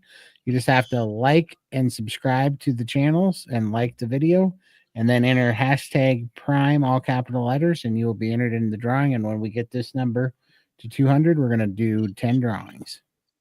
Yeah, today's experience with the giveaways is good feedback. I think maybe we were a little too generous today, where we have a lot of prizes to do. Next time we'll be a little bit more selective with, let's just go with, what do you think, Todd, after today's experience? 2? Yeah, I think 2 or 3. Yeah, I think that would be a good mix for sure. We went crazy, but it is Christmas time. And also, speaking of going crazy, on Sunday, not this coming Sunday, but next Sunday, we'll be giving, me and Lindy and Michael will be doing this, but we're giving away on our channels. We're going to do like $1,000 worth of gift cards. So we're going to have a fun day. Whoa. So come on over. All right. Sunday, what time? So people can take note. It's going to be 5. What time do we do it? Do we do it at 5 or 5:30, Lindy? It's 11 a.m. for me in Melbourne, Australia. So we do it at 5 o'clock Mountain Time on Sunday. Yep. Over at Todd, Lindy, and Michael's channels. So it's linked down below in the description box. Yep, absolutely. Thanks so much. All right. Ian, is it normal to have low? We did this. Yes. Okay. Jeff. How does that keep happening? No worries. When starting a carnivore diet, does everyone have the same issues? For example, cramping. I would say no, because I've spoken to thousands of carnivores by now, and to this day, I still hear new, unique stories of adaptation symptoms and phases. So I think every single person is different. Our experiences will be different based on what you're eating, what you're healing from, what diet you're coming from. All of these things will dictate your experience. So anything to add for Jeff? Yeah. I think that. Not really. I mean, I had cramping a little bit, but then that went away when I started dry fasting and my body started getting into like metabolic fluid from my fat cells. When I did have it, it was a combination of things. I was drinking too much water, which I think was the main thing. And if you do have a serious cramping problem, I would highly recommend a shake plate, because that thing saved my life a few nights way back when I was having cramping problem, because it'll shake a cramp out of your legs for sure. But that's all that I know about them. But I haven't had that problem in almost a year now. I had probably had 2 cramps in a year now. Awesome. Yep. All right. And let's see here. We'll go on to the next one. Yep. Oh, Okay, I got it. Dan. Yeah. Bella, your latest video said you prefer unsalted butter. Why? I thought the salt was beneficial when on carnivore. Thanks. Okay, so I actually made a video on why I don't eat salt. Nowadays, though, I'm not fully 100% no salt anymore because I do have to leverage dairy products because I have different goals now. But I'd never add extra salt shakers on my meat. I just have everything plain because personal preference. It tastes so good. I don't need salt to make it taste better. I also do find with my own body that I have more energy, I sleep deeper, and I wake up energized when I don't eat salt.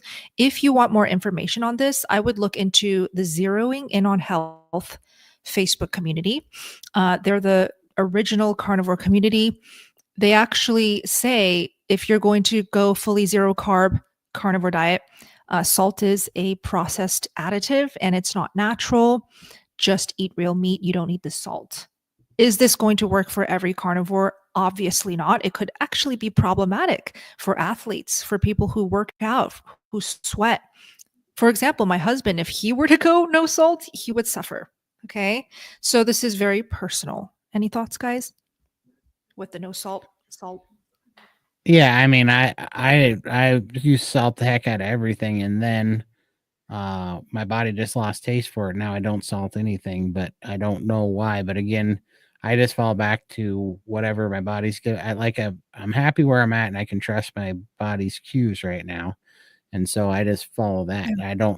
Couldn't tell you why, but I do know when I stopped eating salt, the fluid retention definitely got way better.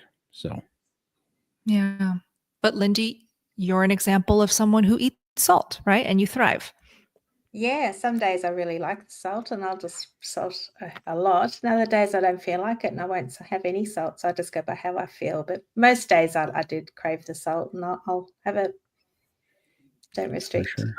Yeah. And how are you on salt, Phil? Are you no salt currently? It really depends on what I'm eating. I used to salt eggs. I don't anymore. I do salt my steaks and dry brine them for 24 hours before I cook them.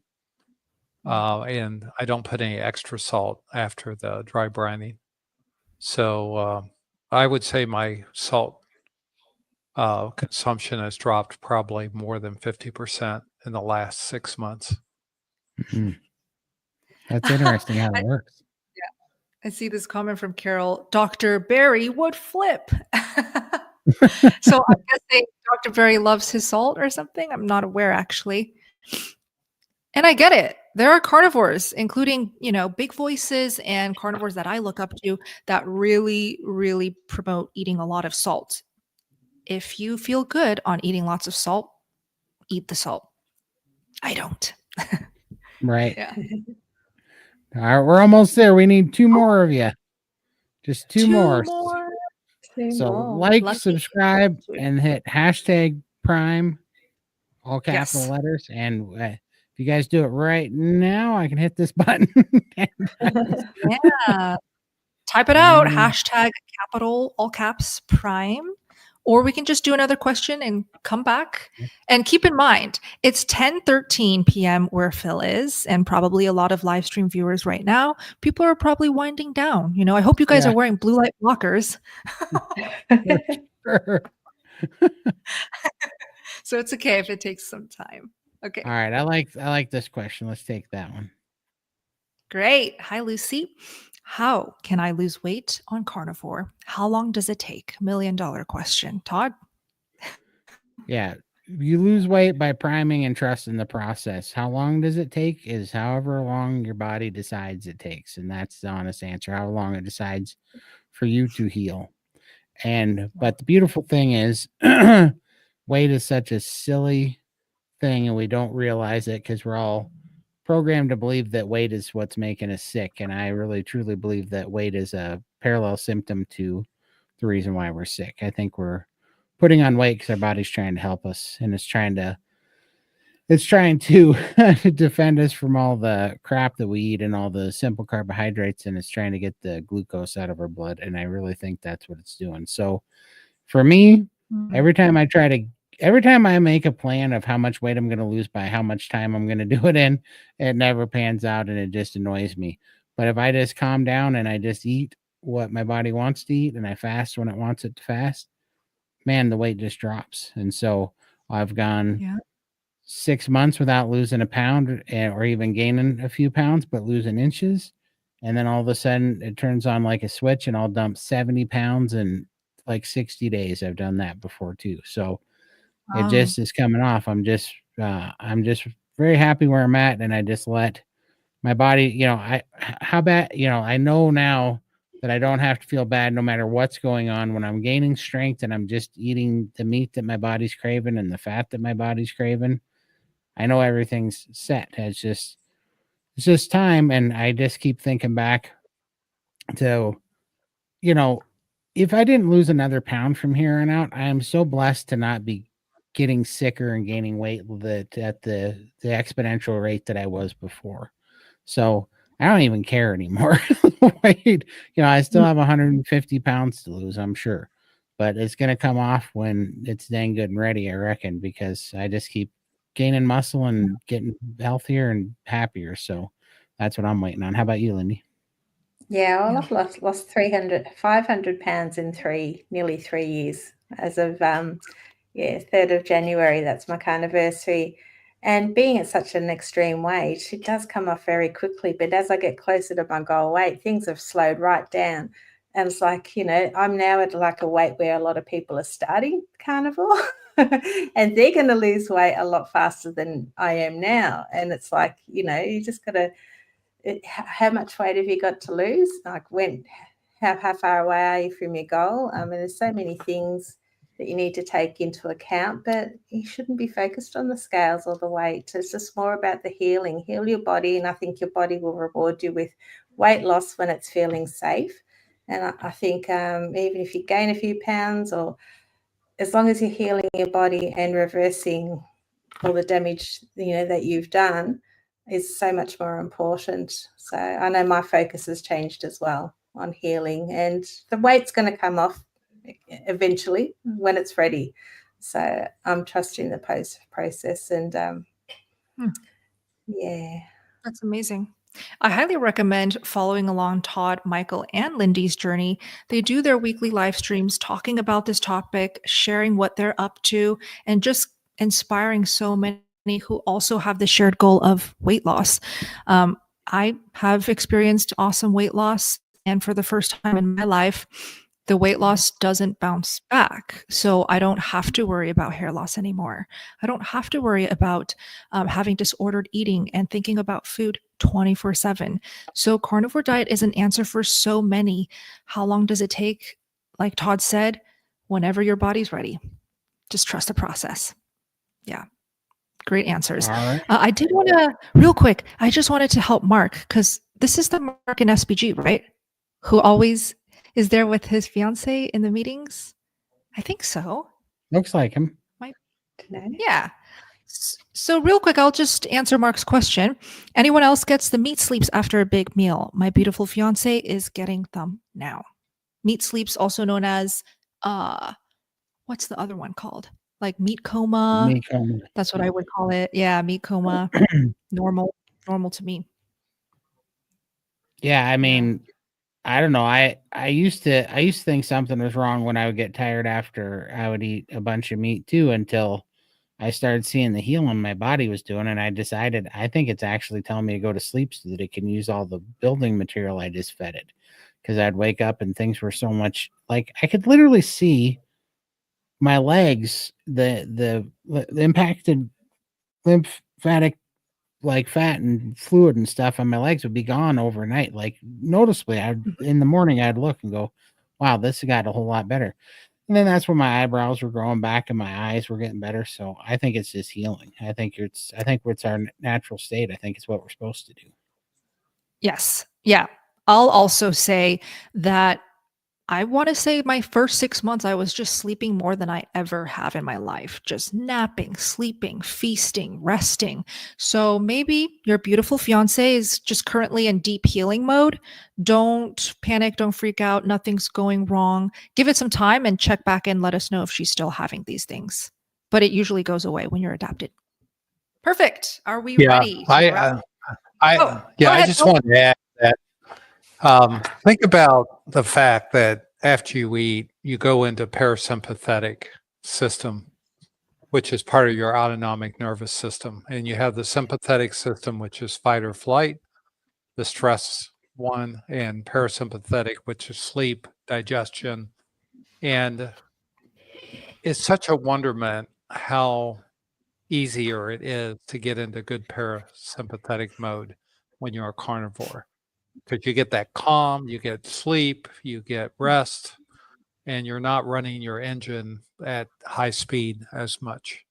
So I really look at that as kind of a benefit. And Western culture has missed out on the concept of siesta, but many cultures do siesta after their big meal at lunchtime. And I kind of wish that was the American way because that is really good from a physiologic standpoint.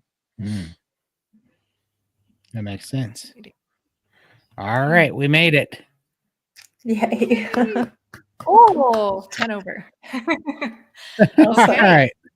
So here we go. So now you got almost a 1 and you got like 5% chance of winning one of these because we're going to do 10 of them. So here we go. First winner of an SBG membership. Membership.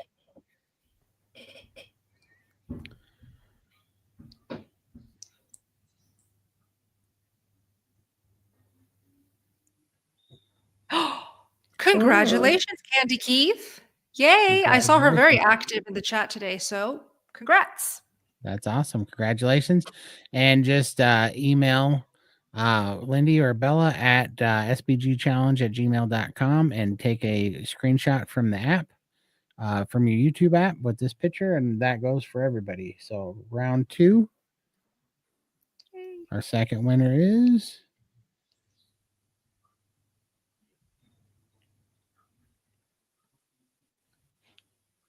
Breeze with Breeze. Callie. Congratulations. You also won SBG membership, 30 days free.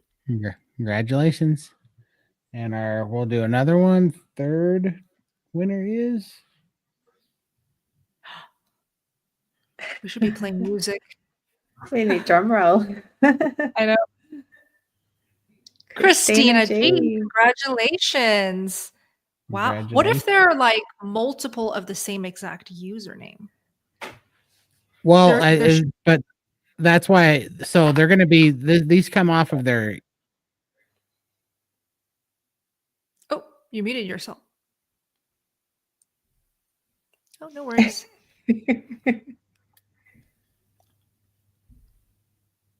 Maybe there's a way that this setup doesn't do same usernames. Yeah. I think Todd is busy, but go ahead and draw again.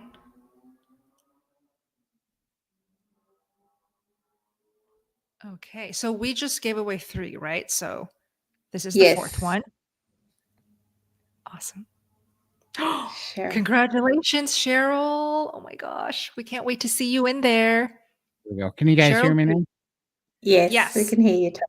Thank you. Sorry, my microphone decided that very second to take a crap. So there we go. No problem. All right. Number 5.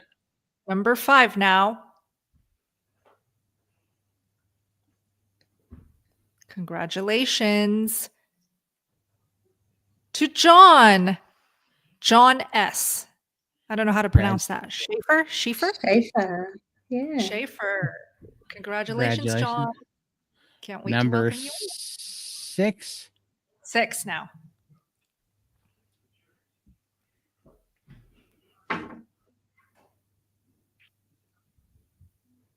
Slappy, congratulations. That's awesome. Congratulations. Number 7. 7.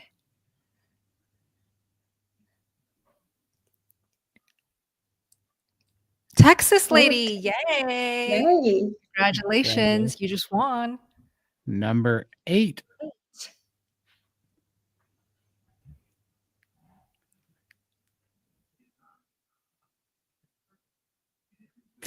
Oh.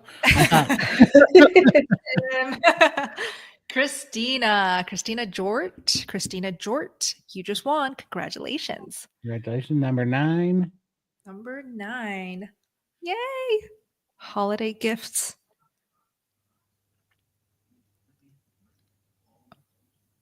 Rose T Petals, you just won SBG membership. Congrats. That's awesome. And number 10.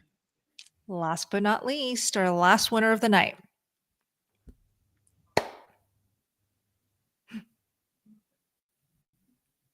Bonnie Beanken. Congratulations. Can't wait to meet you. All right. So for all these 10 winners, what do they have to do? All right. Congratulations, everybody that won. Just go into your YouTube app and take a screenshot of your username with your profile picture here, like you see at Bonnie's, and email that to sbgchallenge@gmail.com, and we will email you your prize. Amazing. And the email is in the description box. So if you want it typed out so that you don't typo the email, just refresh this live stream, open the description box. The email is right at the top. Okay. Congrats to everyone. Congratulations. That's awesome. Well, that was fun. That was awesome. We'll do more. For sure. Okay. Let's see. Final announcements. Anything important that we want to announce?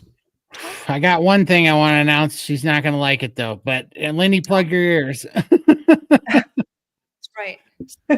So Lindy is still going to hunt me down and murder me, but I did start a GoFundMe for Lindy because she's awesome. She's lost over 500 pounds and she's working on getting a skin surgery. So I'm going to put it here in the chat. This is her GoFundMe link, and we appreciate you guys. If you can't donate anything, we totally understand, but just pass it along, put it on your social media, spread the word. We are looking forward to helping Lindy get her skin surgery. So that's incredible. So just wanted to put that out there. And then let's see, definitely come check us out in the Steak and Butter Gang. And we also are going to Hack Your Health in 2025 November.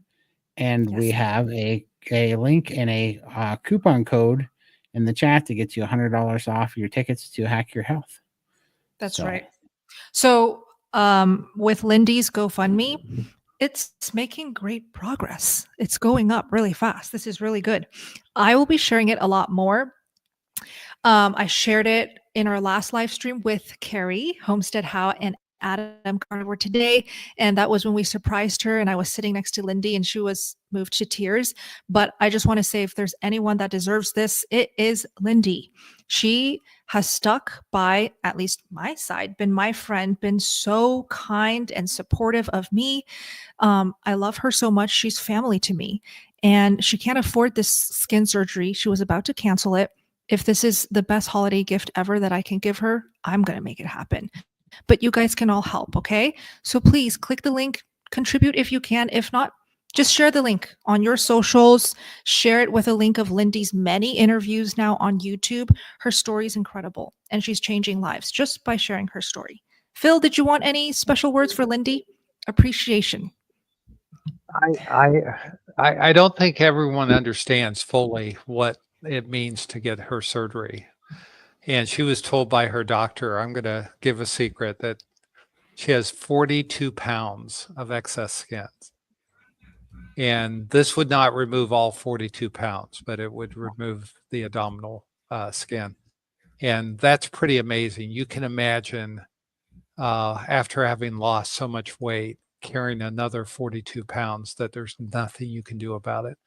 And that there's a surgical remedy for this. And it's pretty remarkable, and she's very brave for doing it. Yeah. And I think it'll be very successful for her and help her so much. 100%. Yeah. And You're making me cry. We love you. Julie, Julie, if this happens, come and find me, please, because Lindy's gonna dig a deep hole when I come see her. Thank you so much. Oh my gosh. It's gonna happen. So get ready, Lindy. We're gonna make this happen for you. So we love you so much. Did you want to share anything? Love Not to you. put you on the spot.